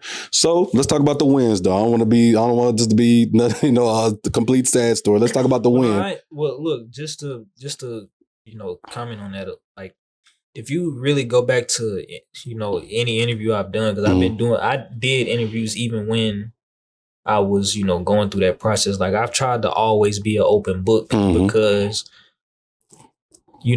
kind of like how you talking about your experience and I'm talking about my experience. It might be people out there that just don't know how to go through it. And being that, we went through it and we can talk about it, it can help the next person. So I've always been an open book, with my issues. Like, I ain't never. You never hear from it. Yeah. Yeah. I mean, I'm just saying, like, I'm not uncomfortable talking about any of it. Like, so if you did want to ask me anything, I promise you I'm an open book for this shit. The main thing I want to talk about now, like, again, I don't sound like the good thing, but when it went into remission, right?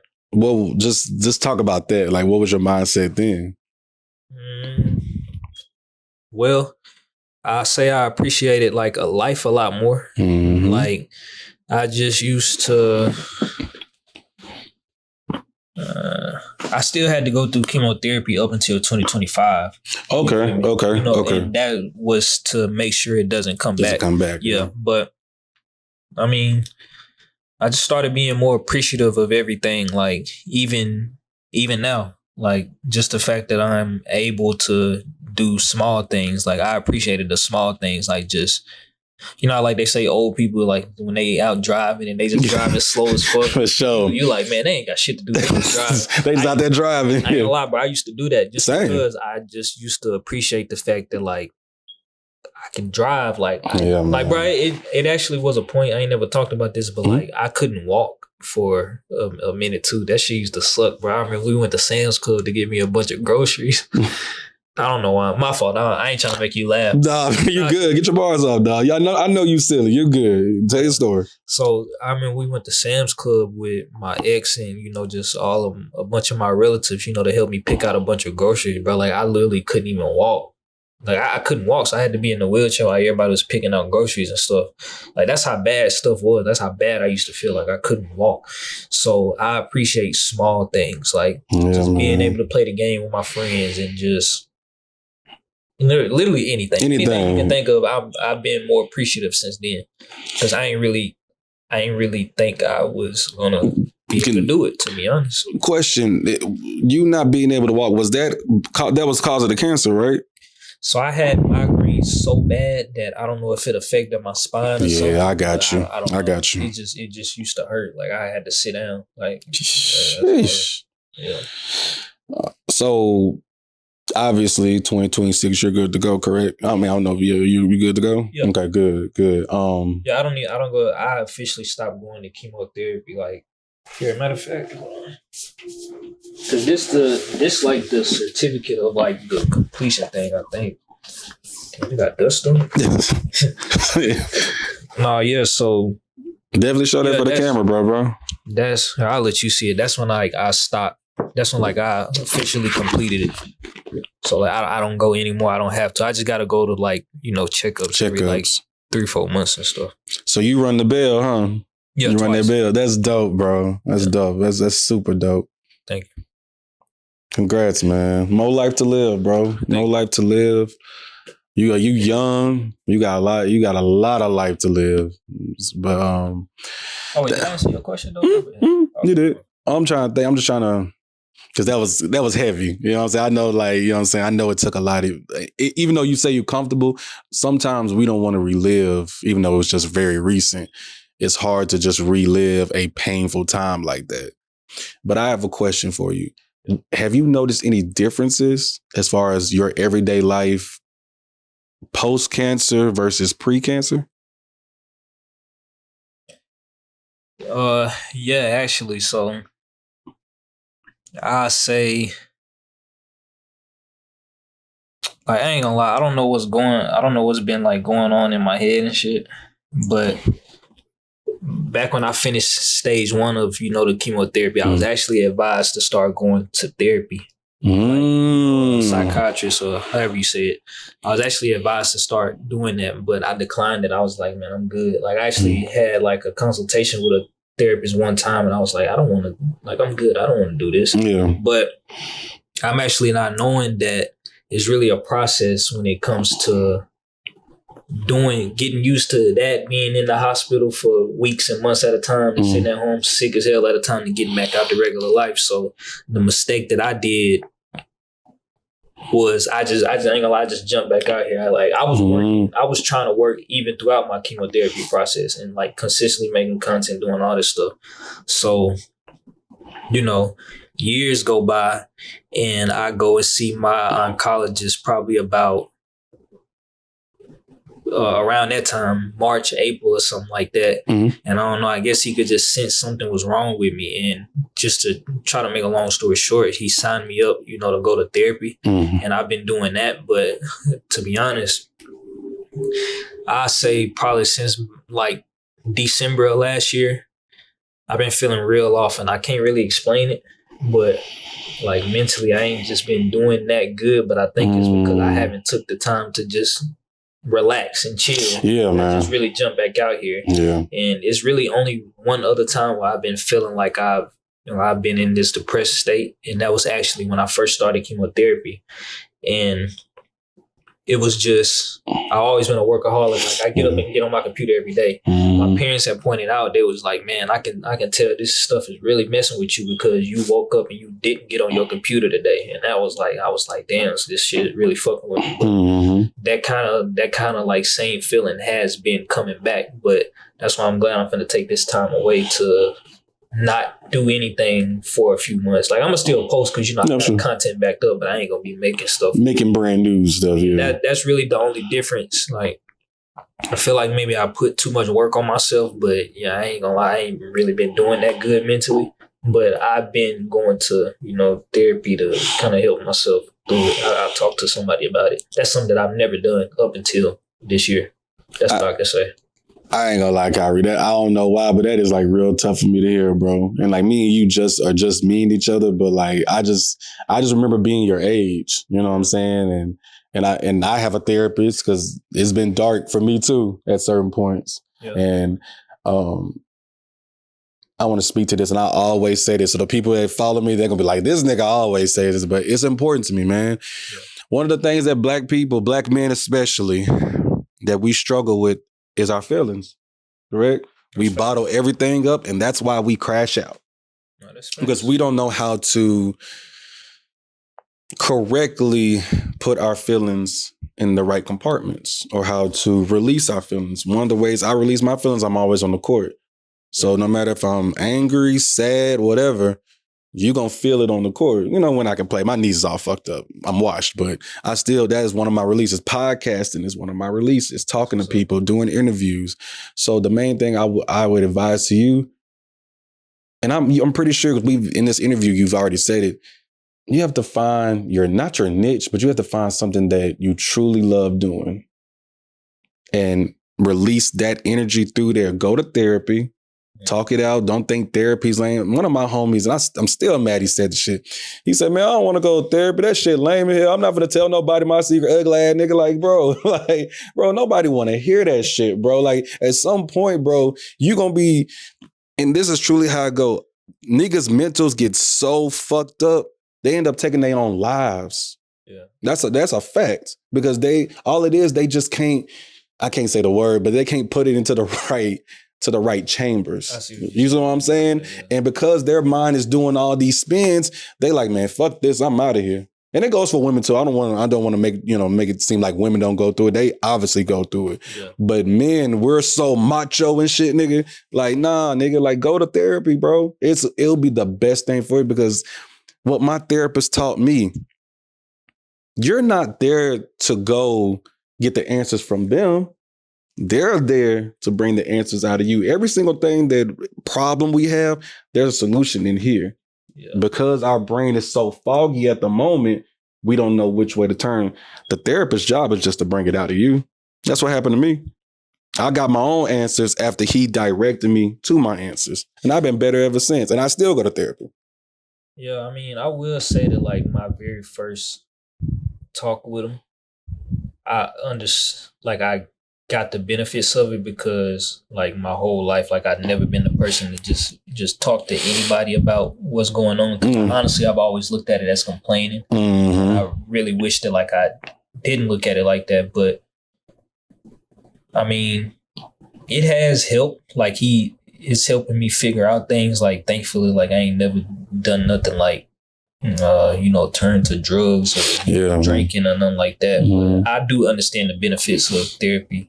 Since I started going, I kind of wish that, like I said, I didn't decline it going forward. Yeah. Because what I've done is I put a lot of work on myself and like, yeah, I did a lot, to build, my brand, but I did it at, the expense of, my mental health. But I mean, being that, like I said, I've learned a long time ago how to be uncomfortable. Yeah, man. So, I mean, I ain't gonna say it's not bad, but I mean, I'm sure that, I'm gonna, work through it. Like, I don't know. I can't really say much. I got you, but main thing, again, another thing I'm gonna tell you, don't skip the process, bro. This whatever that you're going through right now, it's a process, but life, how it goes, bro, life is like a roller coaster. We have our biggest days where it's going up, but then we also have them little pitfalls. But it's all part of your story. It's character building. It's all that stuff, bro. So do the therapy. You got to do the work because what you don't want to do, you don't want to look back and be like, be a shoulda, woulda, coulda ass nigga. Right. And sometimes some of the things that I, procrastinate on, I can kind of attribute to the shoulda, coulda, woulda ass nigga. I swear I wish I could have done this. I could have done that. And I told myself I'll never do that again. So whether it be hard conversations, whether it be me invested in myself, I'm going to go do it. Whatever it is, spending more time with my mom, more time with my family. More time with my friends. I'm going to do that. I'm not going to put it off. So you got to do the work. Not saying you don't, but I'm just saying that is a part of your healing. You have to take part in your own healing. Yeah. You know what I'm saying? Yeah. It's just so many layers that like I really wish that like I didn't. Like I pushed a lot of things off during the meantime. And I understand that. Yeah. I lost somebody that was super close to me. And like before all that ended, like I said, I had the relationship. Mm-hmm. My parents lived 8 hours away. So that too. So it is going to take a minute to just figure it all out. Absolutely. But I mean, I don't know. Honestly, it's kind of hard to talk to somebody about it because how many people can say that, they was diagnosed with cancer, they went to chemotherapy, then they lost their best friend, and then, their parents not here. Yeah. And, somebody that they was dating for a long time, it fell apart. Mm-hmm. Partly due to this situation. So it's really just a lot to... It's a lot of loneliness. Yeah. Respectfully. Yeah, it is too. And then, bro, like, being on the internet and being in so many... Like, my name being thrown in and stuff, too, that be fucking with my head sometimes, too. Like, I ain't gonna lie, just the other day, it was some dude adding all the people in media kind of... You eventually you're gonna get to this point. Eventually you're gonna get to this point. Once you get to this point, you like, oh, yeah, people taking me serious. Y'all can start getting thrown in random shit. Like, it's people like that throwing me in random stuff. People I'm thinking that I'm really friends with it not being that. So, I don't know. I don't know.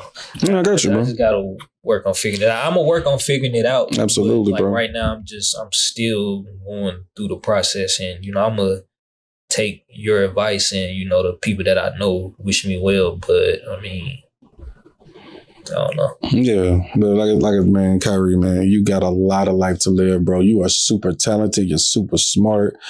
Don't let all that go to waste, bro. Real talk. Don't let it go to waste, man.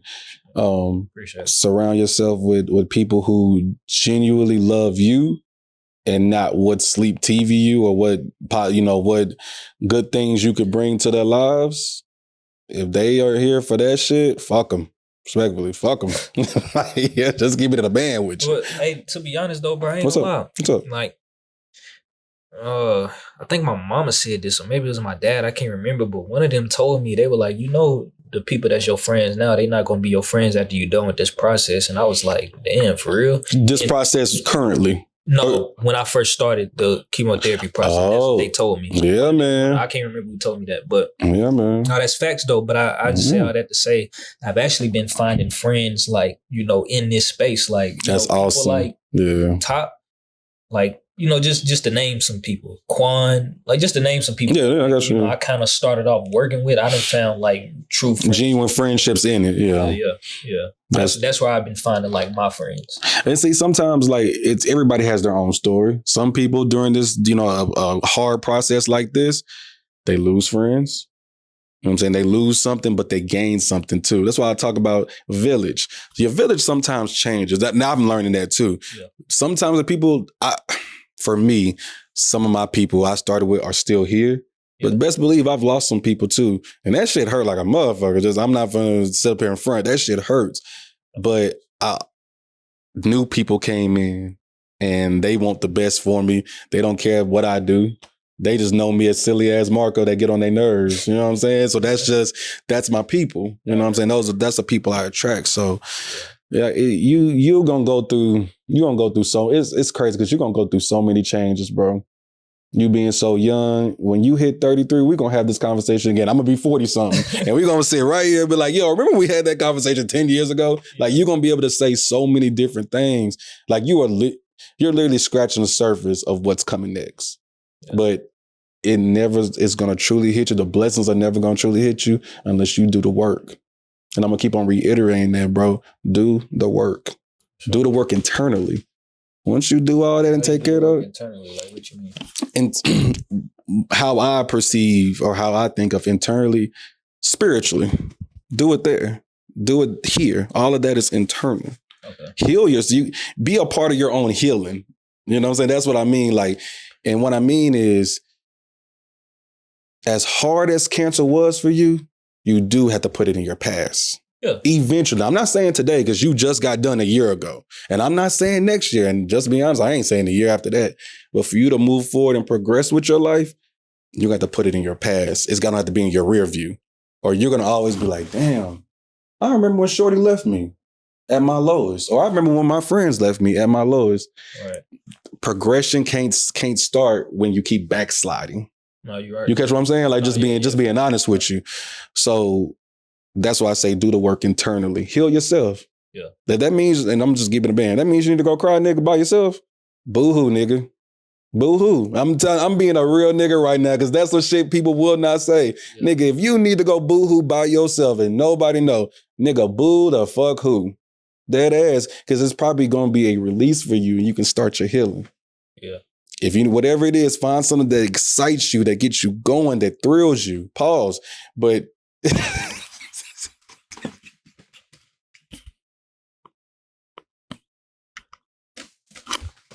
hey man, hey, when you just make that certain look, I can't help but laugh. But I'm so serious though, man.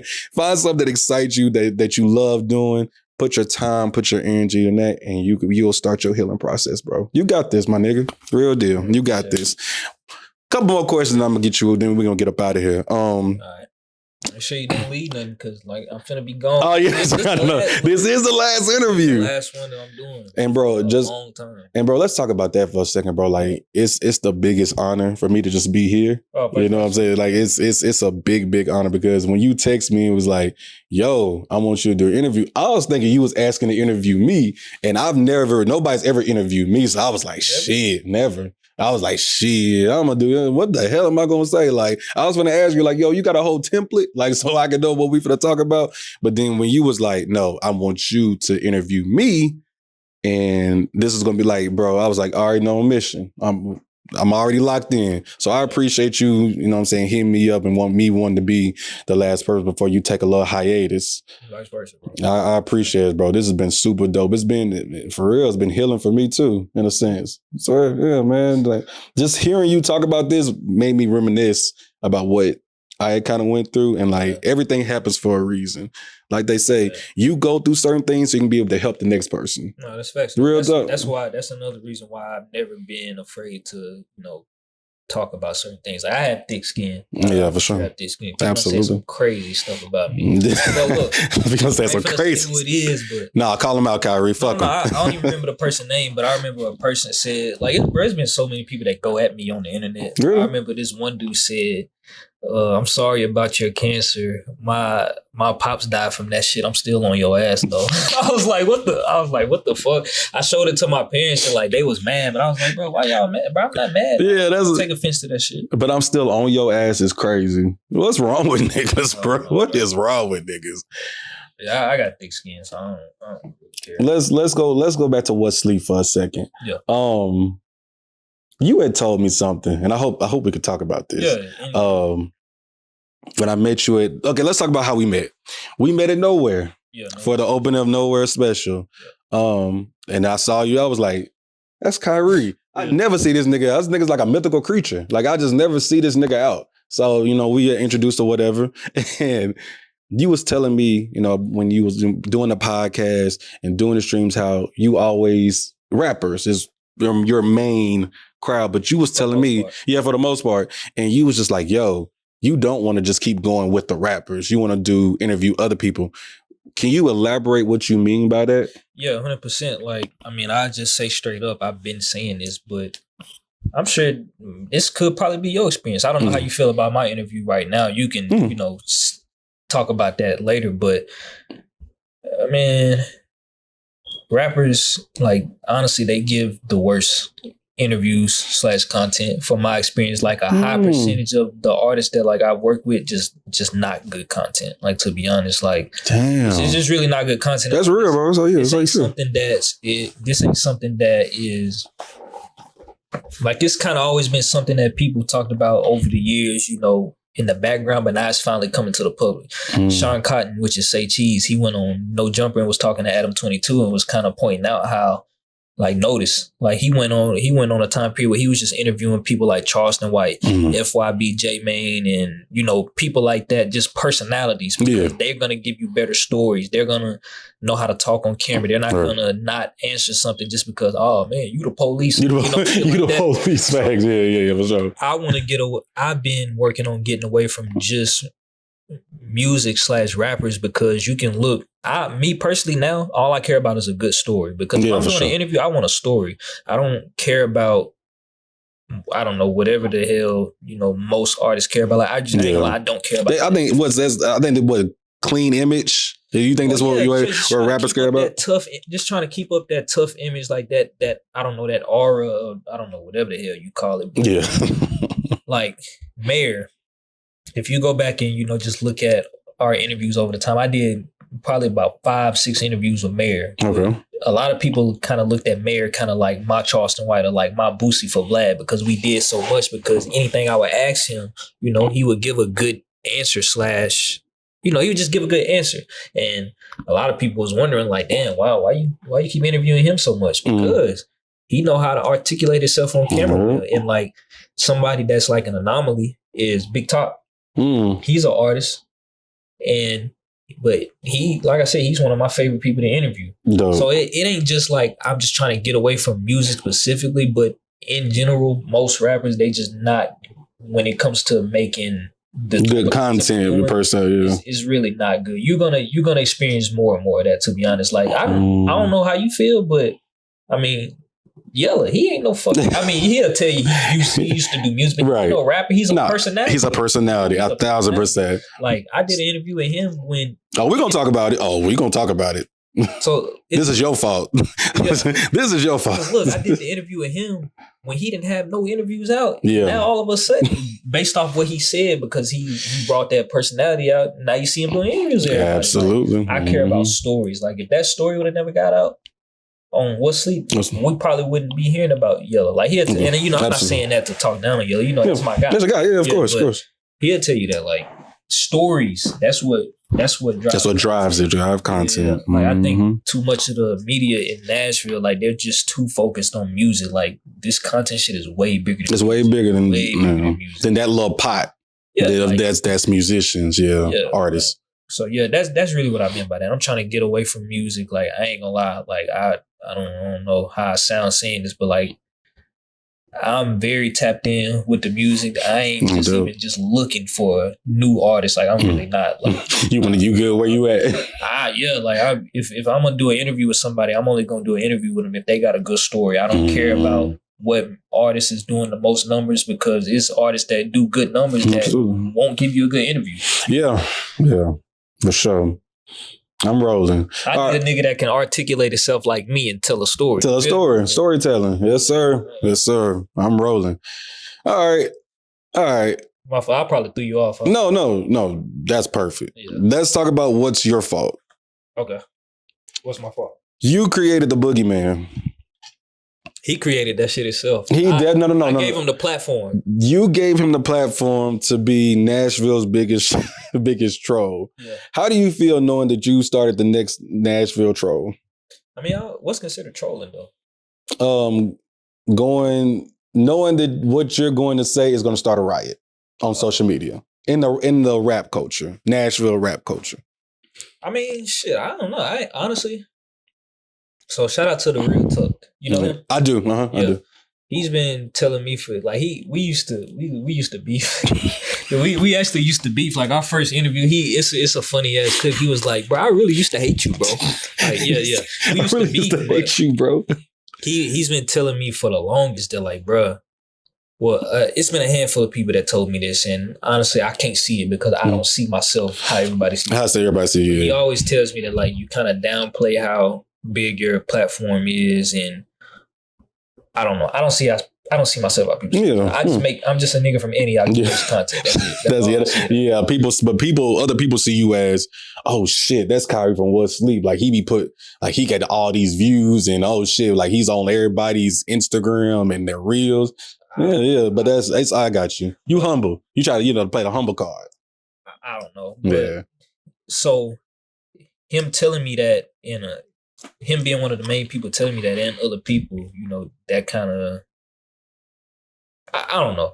But basically with how big, like how much Yella has become like a conversation in Nashville off that interview, that kind of made me think like, damn, maybe my platform is as big as people saying it. And plus, like 1,000%. It always throws me off how, and like this is before like I used to just go out. I mean, this is before I used to put myself on camera. When people would recognize me out in public, I'd be like, man, what the fuck? Because I be at home most of the time. Right. Due to my health issues and shit like that, I even in the early years, I didn't go out a lot because, my immune system, it wasn't as built up as it was. So that was another reason why I didn't go out. But when I did and people would recognize me, it made me be like, damn, maybe the platform is bigger than I thought. But that's kind of what the Yella situation has done. I really don't see nothing wrong with what he's doing. Like, honestly, if I was an artist, I wouldn't really give a fuck what he's saying because at the end of the day, he's just a random nigga from Nashville. He's just saying what he don't like. Yeah, for sure. If he don't matter, like just ignore it. That's how I look at it. But I mean, from my perspective, I think it's kind of cool how I, brought this shit to made him. You made a character. You have made him officially a character for sure. Well, I ain't gonna take all the credit for it, but it's just the video that we did kind of that started his journey. Yeah. Like I put my little 2 cents on it when we did an interview. That shit was funny. That shit was so. Bro, do you know the backlash that I got after that all happened, bro? I had. I'm not even gonna mention who they name it, but they're my people. I had 3 phone calls for an hour each. Damn. I had 2 people cuss me out. Damn. But the cussing out was directed for Yellow. So I don't know if they thought that, cussing me out, I was going to be like, yo, like, let me tell Yellow.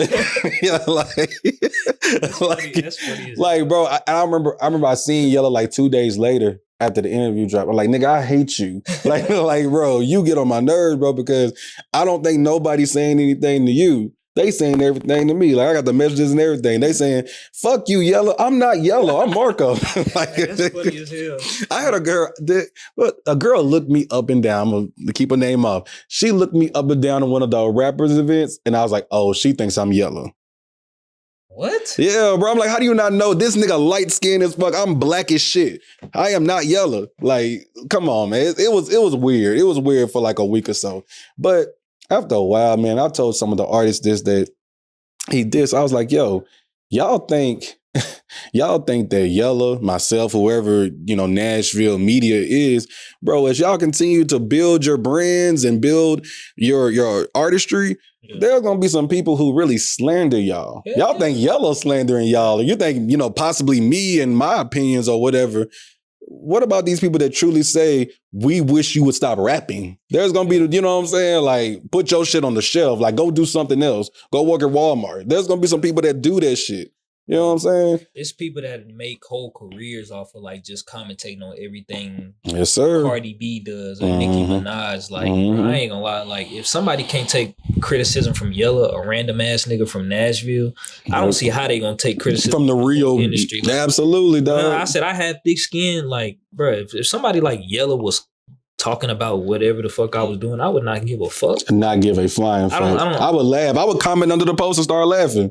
Like, that's just. I wouldn't even do that, Brian. I don't even do that. You wouldn't do that. You would just.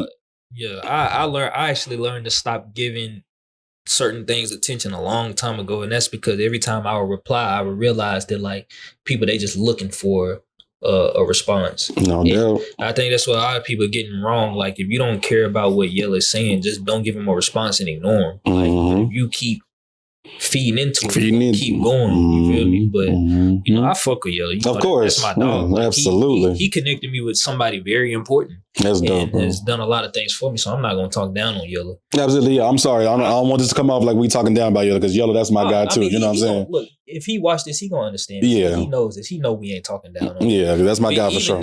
We could talk shit about him, and we could call him. Like, hey, bro, I talk shit about you, bro. He gonna laugh at it. He gonna be like, all right, let me know where you posted. You feel me? Like, I'm gonna collaborate with you, bro. I'm gonna collaborate with you. Exactly. He gonna be like, shit, collab with me. But yeah, Yellow cool shit. No doubt. I ain't got nothing bad to say about him. Of course, no, he's a solid dude for sure. And I met Yellow through Jay Lawrence. Yeah, that's my guy. That's my guy. And so that's how I met Yellow, and craziest nigga ever, man. But he a good dude. Yeah. Definitely a good dude. Let's see where we going next with this. We've talked a lot about who Kyree is as what sleep and the thing that you've been through with cancer. But like, who is Kyree outside of what sleep? Like, what do you, I know you like to say you're a computer baby and all this, but like, what do you like to do outside of for fun? Yeah. Man, I ain't gonna lie to you, bro. Like, what piques your interest? Fuck, man. Shit. Gaming, cars, women. That's really it. Like, gaming, cards, women. That's not a bad three.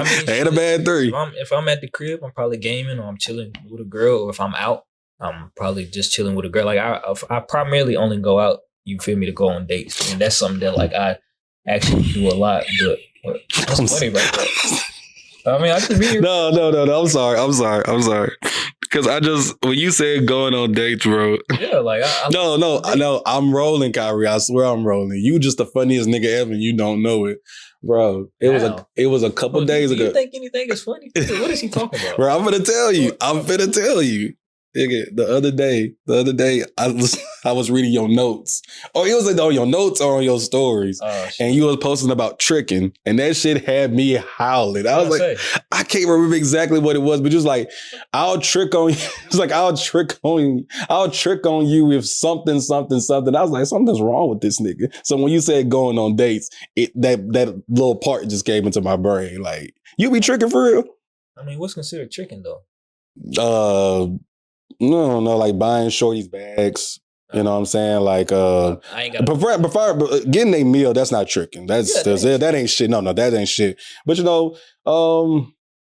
financing their lifestyle. Look at you like shit. But that's what's considered. What else?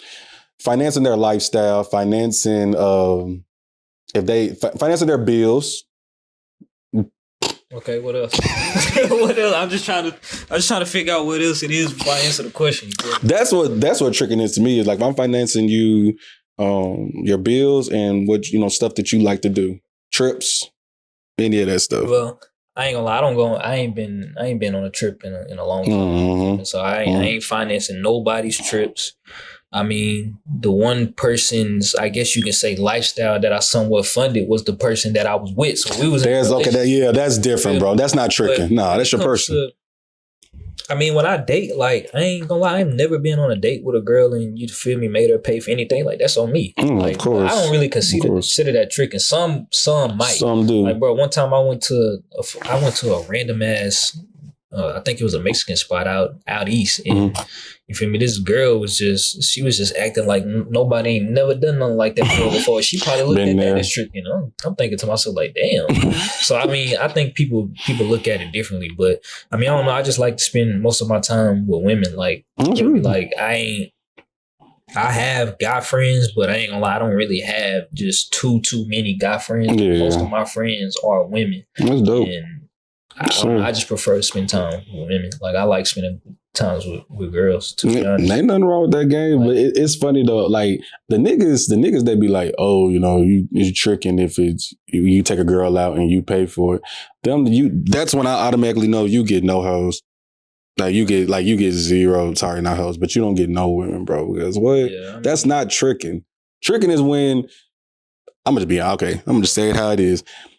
If I'm financing your lifestyle and I'm not hitting, that's tricking to me. Yeah. That is a nasty level of tricking. Or you barely talk to me.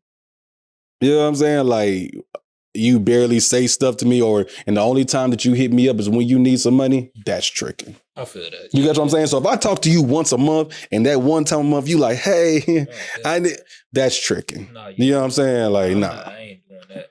But I mean, I don't know. I just like, I don't know how it sounds saying this, but I ain't gonna lie. Maybe, I don't know, bro. It was one of my friends, she had pointed it out. She had pointed this out probably like 3-4 years ago. She was like, Kyree, why have you just never not had a period where you was just like completely single? Like, single, like not doing shit. Like, nothing with nobody. You ain't going out nowhere. Like, you ain't doing nothing. I don't know. Okay, so kind of like how I like the game, how I like to make content. When it comes to just spending my free time, I just like to really like to spend that with, a woman. A woman, yeah. I think is attractive. That's really all I can say. But so you like being around attractive women? Yeah. So would you your platonic friends, would you consider all of them attractive? Yeah. What? I mean, yeah. Like, I thought you was gonna say hell. I thought you was gonna say hell. Nah.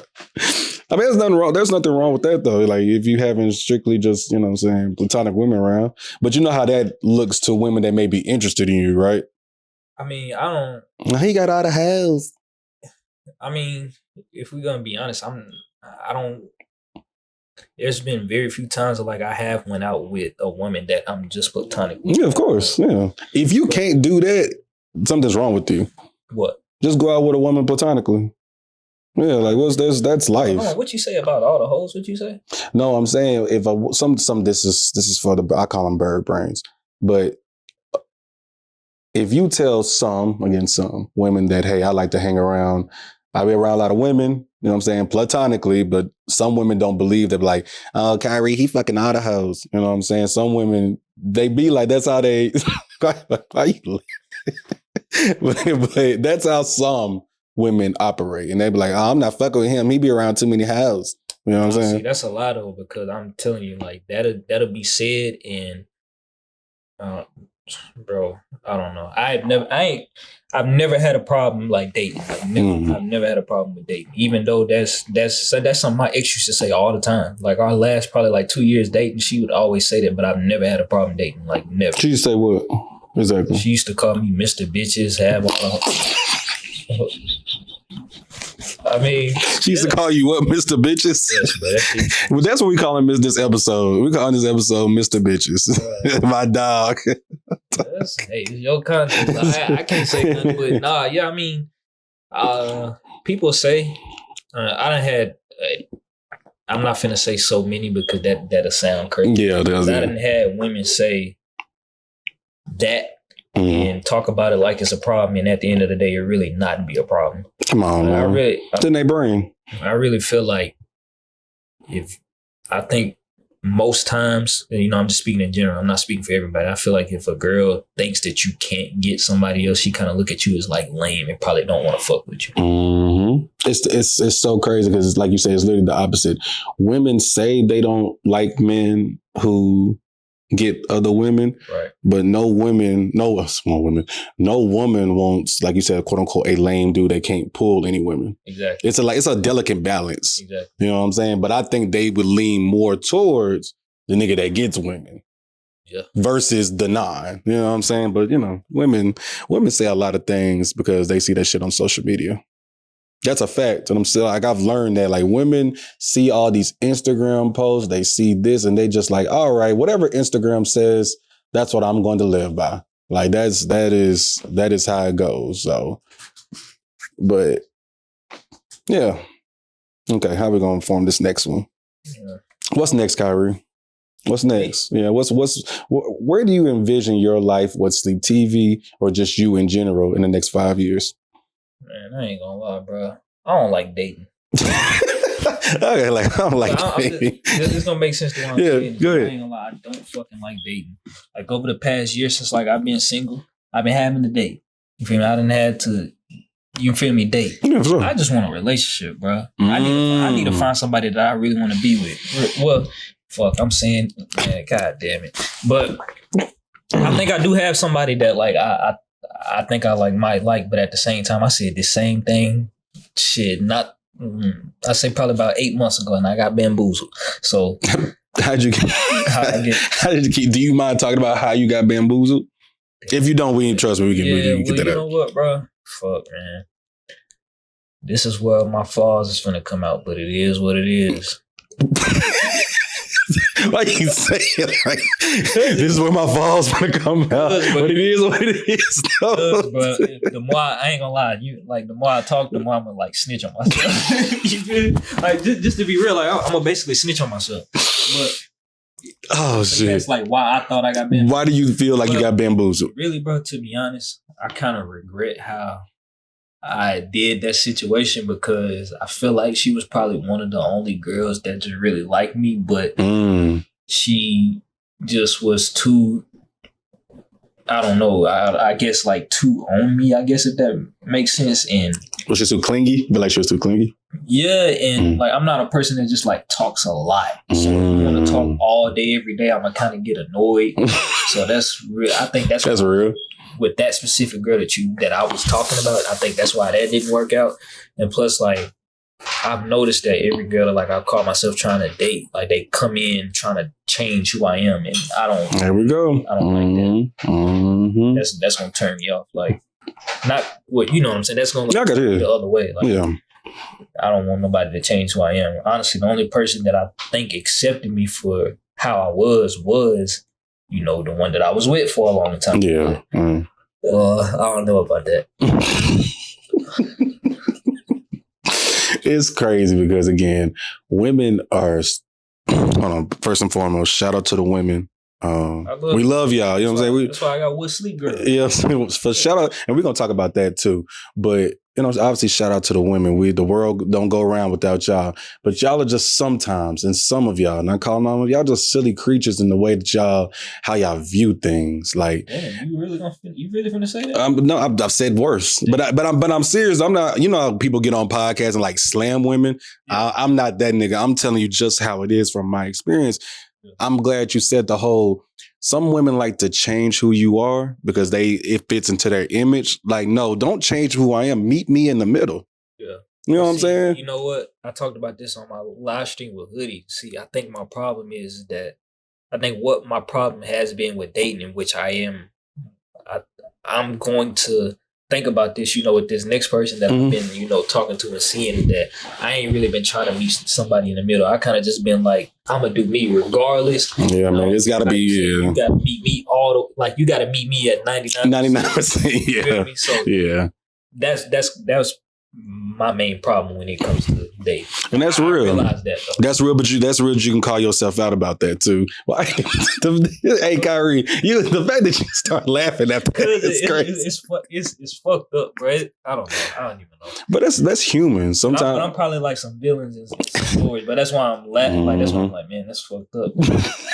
That's real fucked up, Kyree. That's real fucked up. I kind of regret how I done some people, but I didn't do it on purpose. Though, yeah, you feel me? So. Yeah, the main thing is, some people, you try to reach out to them, you already blocked, so you can't really say too much. But bro, I've done had exes that I've literally went and apologized to, the one I told you that left when my dad had I had to, because I felt like it was for my mental and for me to continue to be and continue to grow. I slammed her. Damn. Nigga. I'm just, but just, okay, my fault. Go ahead. You good, bro. Not literally physically picked her up. I literally did not pick her up and slam her. I did not do that. I mean, slammed her she was everything in a book besides a child of God. Real deal. I was on that because I was hurt. I was with the girl for 5 years. When you with somebody for that long, I thought I was going to marry the girl. So when things fall apart and then I got my dad is, passing away, it's I'm full of rage. You know what I'm saying? So I didn't say the nicest of things. I was, every time I see her, it was smoke. Not literally say something to her, but in my brain, it was smoke. I hate you. But I had to let that stuff go, bro, because it was like weighing me down for real. The years later, it was still weighing me down. So when we and her had a chance to have a conversation, I was like, my bad. Like I would diss on social media and everything. Damn. I was on some clown shit. I just call it what it is. I was on real nigga shit, bro. Real deal. I used to diss about the shit you used to do. For real. Like damn, why you ain't give a fuck? Like that's good you apologizing, but you didn't care, my nigga. Yeah. Bro. I didn't give a flying fuck. Like, you know, I like you, I'm gonna snitch on myself. But you know, like, you know what I'm saying? You'll be listening to some songs and then like you press the on your iPhone, you press the button, you can see the lyrics. Yeah.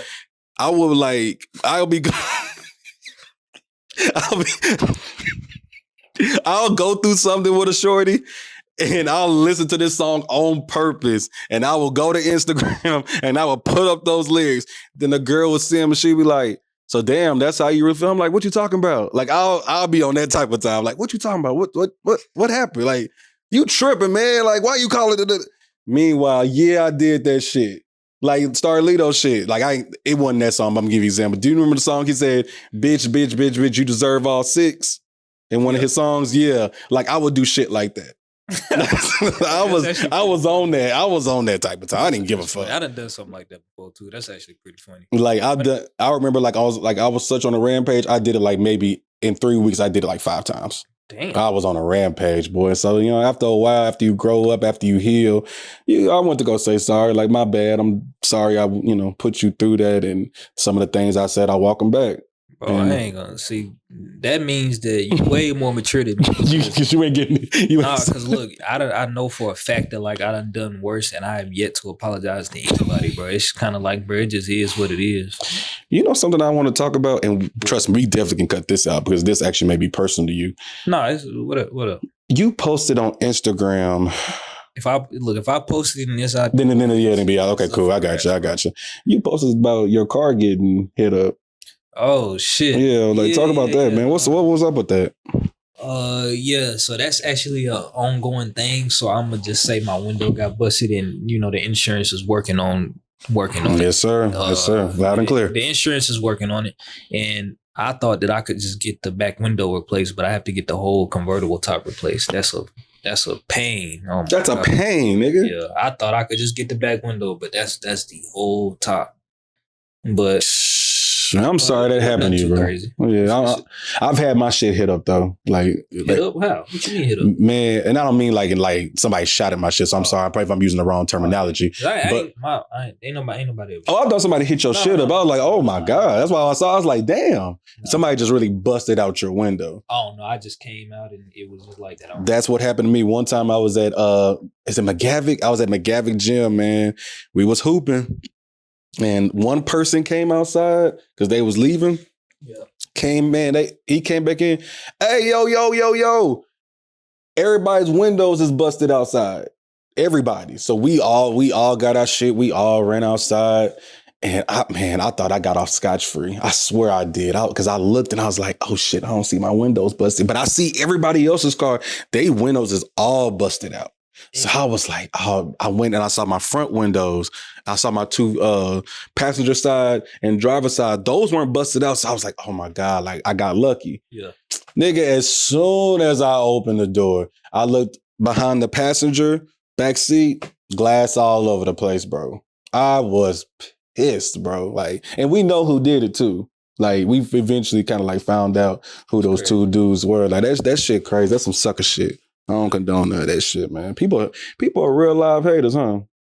People be hating for real. That shit crazy. It ain't no telling. I have no idea like what happened to my.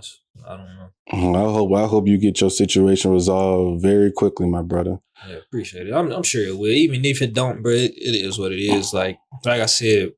Like just even the fact that I'm able to even drive a car like that, I appreciate small stuff like that. Yes, sir. Because really part of the reason why I even got that car is because I used to watch a lot. Like I said, I watch a lot of car videos, and I said that like I just want to own a convertible one day. I did. I'm glad I done it while I'm young. Yeah, hell yeah. I don't know. It ain't no telling what's gonna happen in the future, but. Yeah. When I have kids and I have a family and stuff like that, it really won't make sense. So I was like, yeah, let me Let me go ahead and get it now while when I'm able to get one. Yeah. All right, Kyree, last question, man. How I always end my podcast. Do it like this, man. Bree, can I please have my phone for a second? Thank you, ma'am. All right, let's do it like this. Let's get the clock out. So as you know, my show is called Get Your Ish Off, right? Yeah. So I've got a new segment that I do. You got 60 seconds. I'm gonna time you. You got 60 seconds to get your ish off. Whatever it is you need to say to, the What's Sleep family, or whatever you need to say to somebody who may have wronged you, or if you need to do an apology, whatever it is that is on your heart, you got 60 seconds to say it. And I'm going to let me know when you're ready and we'll get started. Hold on, let me, okay, I'm not going to do it like that. I'll just do it like this. All right.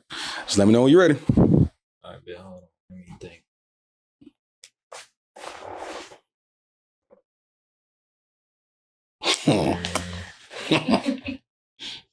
Man, bro, what if I don't think I got anything? I'm trying to think. It could be anything, but like literally anything. Like anything that's on your heart, anything that's on your mind. Yeah, I got something. Yeah, right. Yeah. Please start it. 5. I only got 60 seconds. 60 seconds. That's it. Mm-hmm. Shot clock. Mm-hmm. 5, 4, 3, 2, 1. Hey, look, shout out to this nigga for not asking me about exclusive that situation. Real shit. Cause I ain't gonna lie, I done got tired of talking about that shit, bro. Real talk. Like, I done got so tired of talking, people asking me about that shit. Yeah, and it's like, bro, if you watch this whole interview back, because this part might be clipped, man, bro, all the shit that I went through, y'all think I give a fuck about him or just anything he got to say about me? Like, bro, I don't care. Like, real shit, I'm so glad you didn't ask me about that shit, bro. And I'm tired of niggas asking me about that shit because he started the situation. Right. And then people wanted to keep asking me, like, what's up with that? What's up with that, bro? I don't fucking know. Ain't nobody want to ask him besides Cruz. Like, real shit. That shit done got so annoying, bro. Like, oh my gosh, thank you for not asking me about that shit. Like, that shit is insane how many people kept asking me about that shit. And it's like, bro, I got so much other shit going on in life, but what makes y'all think I give a fuck about what a random nigga on the internet got to say about me? Like, real shit, I beat cancer. Like, that's a bag. I've done so many other things. Like, why do y'all keep asking me about this? Nah, for sure. Like, if you would have asked me, I would have, you feel me, answered it. Yeah. But I just had to think about that. I'm so glad you didn't ask me about that shit. Real talk. And stop. Guess what? You went 1:14, but you was in your bag. So I didn't want to disrupt you. You was in your bag. You good. You good to go. Oh shit, Kyree. I just want to say this to you, young. God, I'm finna sound old. So let me youngify this. My dog. This has been a true honor.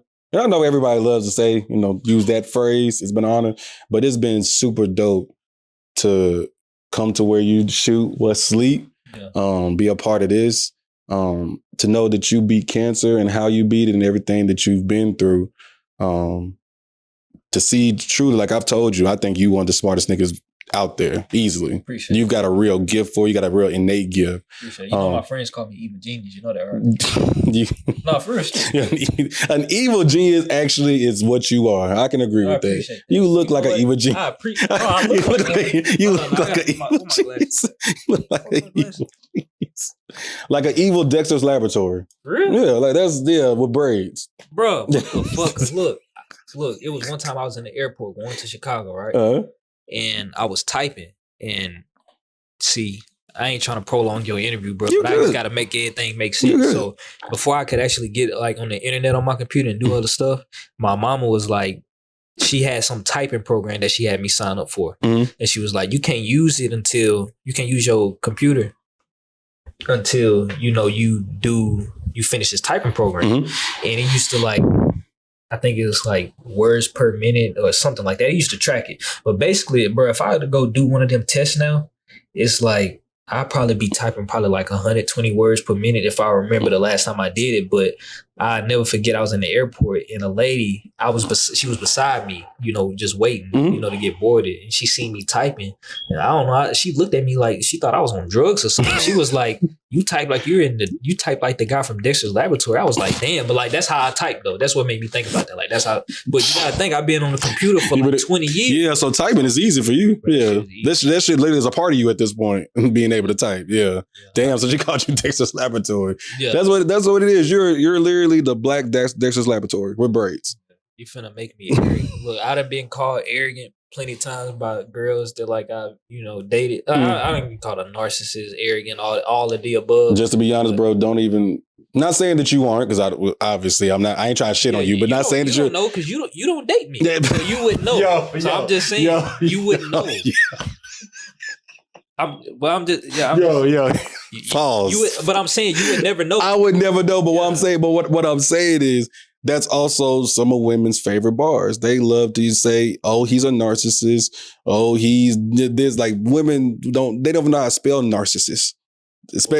Damn near the meaning. That's just their favorite bar when they're pissed at you. Oh, he's a narcissist. Well, honestly, bro, like stop it. My ex used to say it, and I used to just push it off like, bro, whatever, you just saying shit. But after I heard it like the third or fourth time, he was like, maybe there's a little something. That's how I was like, damn.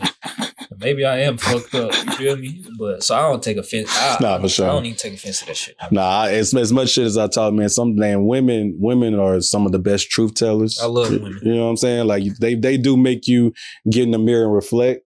You know what I'm saying? But also, just being honest, some of them have no room to talk about any of that because they are the narcissists in their own stories. Look, I love everything about women. I ain't gonna lie. No doubt. Good, the bad, no, absolutely. Everything that comes. That's probably why I'm always in a situation, bro. I love women. I don't care. Like no doubt. The world don't go around without women for sure. That's a fact. Kyree, we done dropped this interview probably has been 2 hours. Damn, before it feels like it's been about 2 hours. Yeah. Been one of the dopest interviews that I've done. Appreciate it. Like you said, hold on though. You got some women your age. You got some.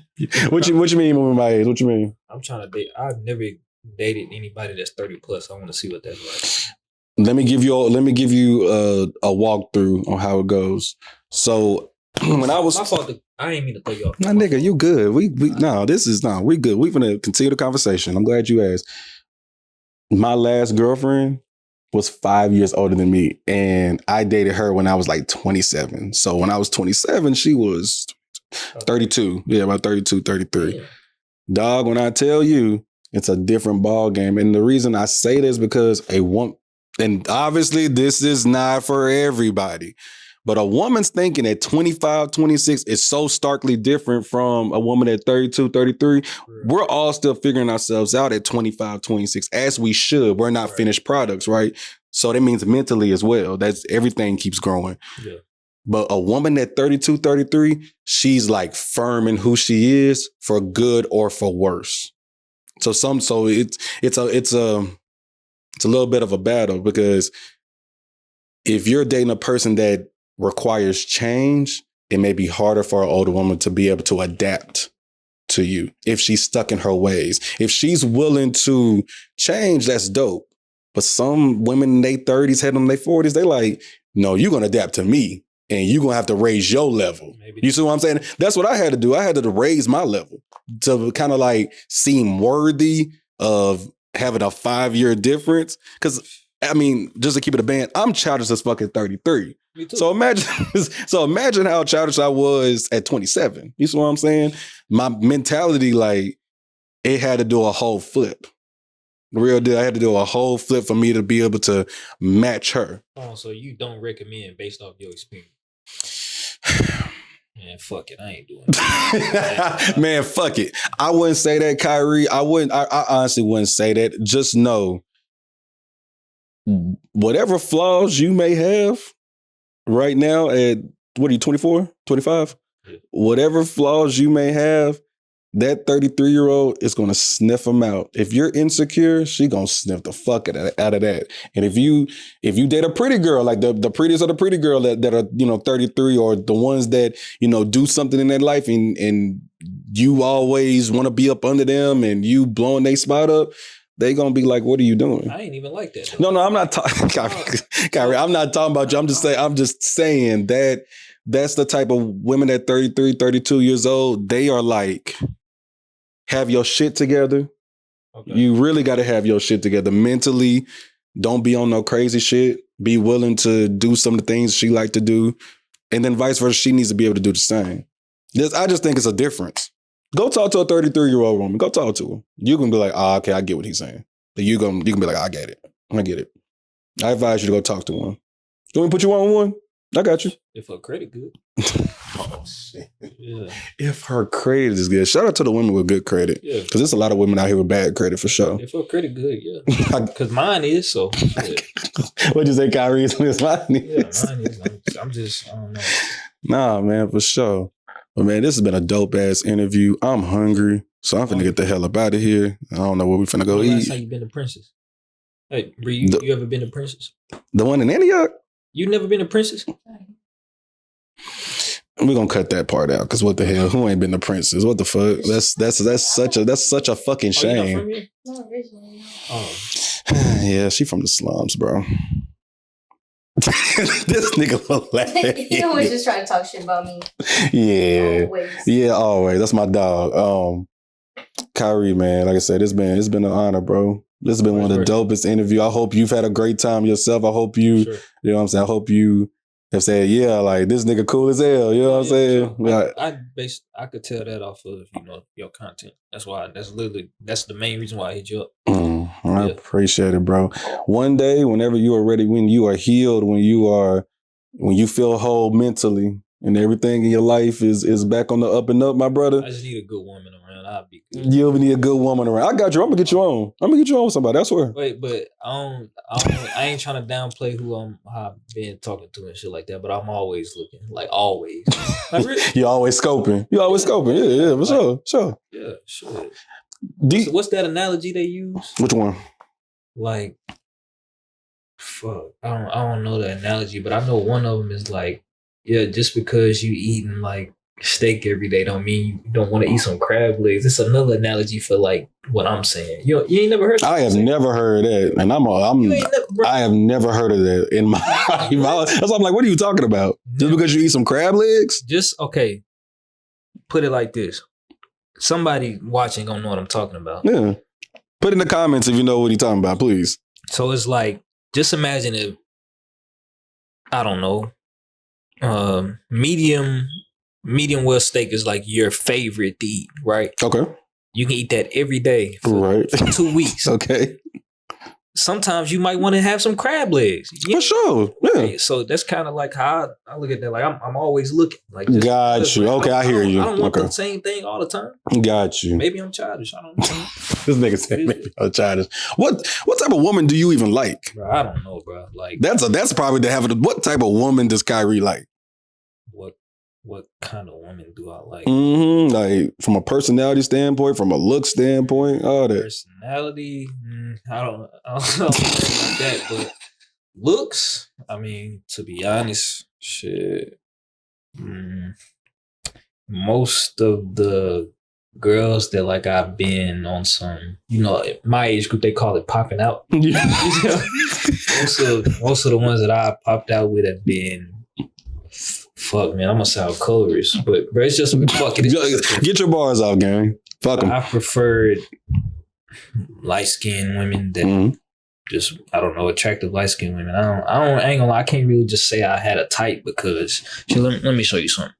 I don't know if I could just really say I've had a type, bro, just because I ain't finna show the camera. I'm just showing. No, yeah, for sure, yeah. Do not show the video. They're gonna get on your ass.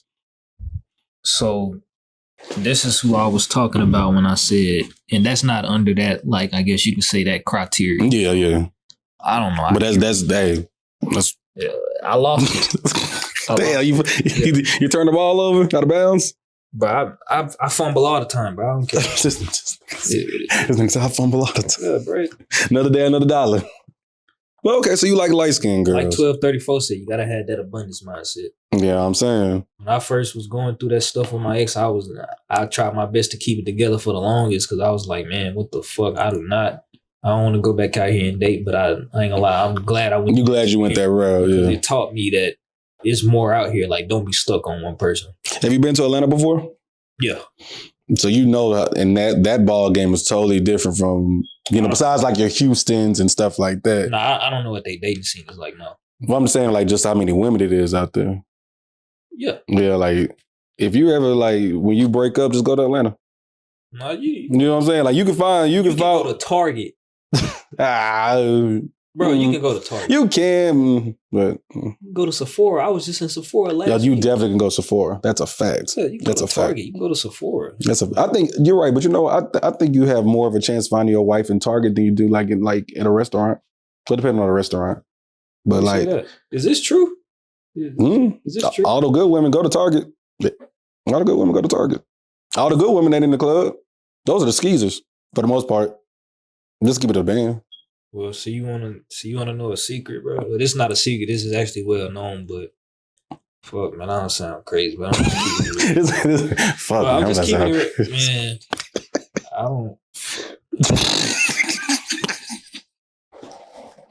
I don't. What is another word for skeezers? Are you saying like hoe? Is that what you're saying? Mm-hmm. I don't like. I like them. Bruh, see you laughing, bro. See, man. I don't like, bro, they women too. Hey. You know why I'm laughing for real? Oh, I'm sorry for getting off camera. Oh, shit. No, you good. You be so dead ass. you feel this in your soul, and I can tell by your facial expressions. You really feel this. Of course there's still women. Of course, but like I'm saying, I don't look at them like it's a bad thing. Like we need that balance in the world. Like for you to know what a wife is, you gotta know like there has to be hope. Yeah, okay, I got what you said. Okay, you going like that. I don't discriminate. That's what I'm saying. So you love the hoes. I ain't gonna say I love the hoes, but like they pique your interest. I was spending time with one, yeah. Bro, you gotta remember, look, bro, I went through a period where I thought I was gonna lose my life. Yeah, for sure. Time is a thing. Nah, that's a when fact. When it comes to that, they don't like to waste time. Like, bro, see, man, you don't get what I'm saying. No. I'm sorry, but you just silly, man. It's how you say things, and it's like you're so dead ass. It's like you're not joking, bro. Like you dead ass. I don't joke. I'm not 12, 34. That he want to like to joke a lot. I be dead serious about everything I say. Bro, like, hey, so you know what? You know what you remind me of? You know how niggas like will get one wife and then like they'll like have another wife or another girlfriend? That's gonna be you. That's dead ass gonna be you. I mean, I ain't gonna lie. If it was legal here, I'd probably do it. But I know you would. Not wife though, but I ain't gonna lie. I can. Bro, 2 girlfriends? It's over with, but I damn near had a period like that. What, you had 2 girlfriends? Basically. How did you like maneuver? One knew. She just knew, and it was just she just knew, bro. So wait, so both of them didn't know? Just one knew? Just one. Oh, okay, okay, Kyree. Kyree. So wait, one knew. I hear you. One knew. The other one didn't know you had a girlfriend already. No. I had a girlfriend. Right. And then I basically ended up having another one without knowing. So I just had to tell her, like, this is what I have going on. And she was cool with it. Oh, okay. I thought you were saying, yeah, I'm in a relationship with Shorty over here, but I'm doing full blown on relationship things with both of them. So if you ask me, it's technically a girl. You know what I'm saying? I got what you're saying, but you haven't. I don't think I will put under criteria of you having 2 girlfriends at the same time. 2 girls, you know what I'm saying? I think 2 girlfriends at the same time with 2 women that know about each other and possibly sleep in the same bed with you. Oh, fuck. You see what I'm saying? That's what having 2 girlfriends is. That's just asking for this. That's asking for hell. Yes. But nigga, there's people that have 2 wives. Niggas have 2 wives. And they say that shit was happening in Bible times where you have more. I don't know nothing. I'll have to really read my Bible and tap in, but like, that's crazy. Like having 2 wives, 2 girls, like, bro, that's 2 times the headache. Well, how you know I'm single is my smoke detector thing is going off and I ain't changed it. If I had a girl, she you would tell her to change it? No, she would have been changed. She would have been changed. So, but that's how you know I've been single. Bro, it's funny that you talked about this. I saw Starlito say something to you about that, like I was a maiden call. Yeah, get that shit fixed, cuz. Like, yeah, go ahead, get that shit. I'll let the next person that's finna move in do it. Let the next person do it. Oh, shit. Anything else you want to cover, my boy? Any questions you got for me? Even though, I'm interviewing you. You got any questions for me? No, not necessarily, but I ain't gonna lie, I ain't gonna lie. Like, the more I sit and think about it, I really do need somebody because, like, bro, I ain't cooked and I don't know how long I don't cook. You feel me? Like, I don't cook, but when I was really dating, some people, like, I would have meals and shit like that, but I don't do none of that. So I ain't gonna lie, I need to get my shit together, bro. I ain't gonna lie, I need to get my shit together, bro. It's funny because I don't even require my woman to cook. That's not a requirement. I don't require her to cook, but like it's just something that like I just don't do. Yeah, for sure. Like I'm one of them people that either I'm eating out or I'm ordering meal preps. Like I really like.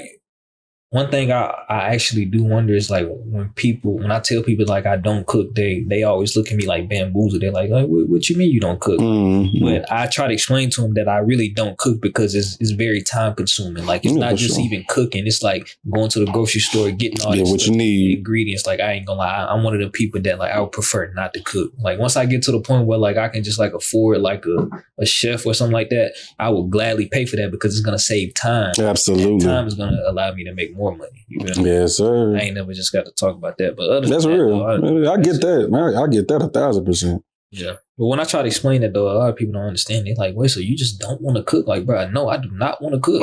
I don't think unless men like you just truly like to cook. No man wants to cook. Man, I mean, some men like to. Some men literally, you know what I'm saying? When I whatever. Say the same thing to other guys, they like, wait, so what you mean you don't have time to cook? Like, bro, I have time to cook. I just don't want to have time to cook. Like, bro, I got that's the misunderstanding. They're like, well, what you mean you don't got time? Like, of course, if I'm hungry and I ain't got no other options, of course I'm gonna cook. Yeah, you know what I'm saying. But for me, like for my woman, like she ain't gotta cook. Like a lot of times, my family is here in Nashville, and my aunties be cooking. I'll be over their house. So I be straight over their house, or you know what I'm saying, takeout. It's the reason I'm a big guy. A lot of takeout. Dog. I'm trying to be better in 2026, but that's a whole nother story. Man, my fault. I don't know if I took up too much of your time, but you know, I'm at home, so Kyree, I ain't missing. Man, listen, like I said, this has been one of the dopest interviews I've done, and I know I said it loud because I'm blessed and because you're doing new stuff all the time. It's new stuff to me. Like that. This is literally like. Kind of like what you saying, and shout out to all the rappers that have all my artists because they helping build my brand. They don't trip on nothing.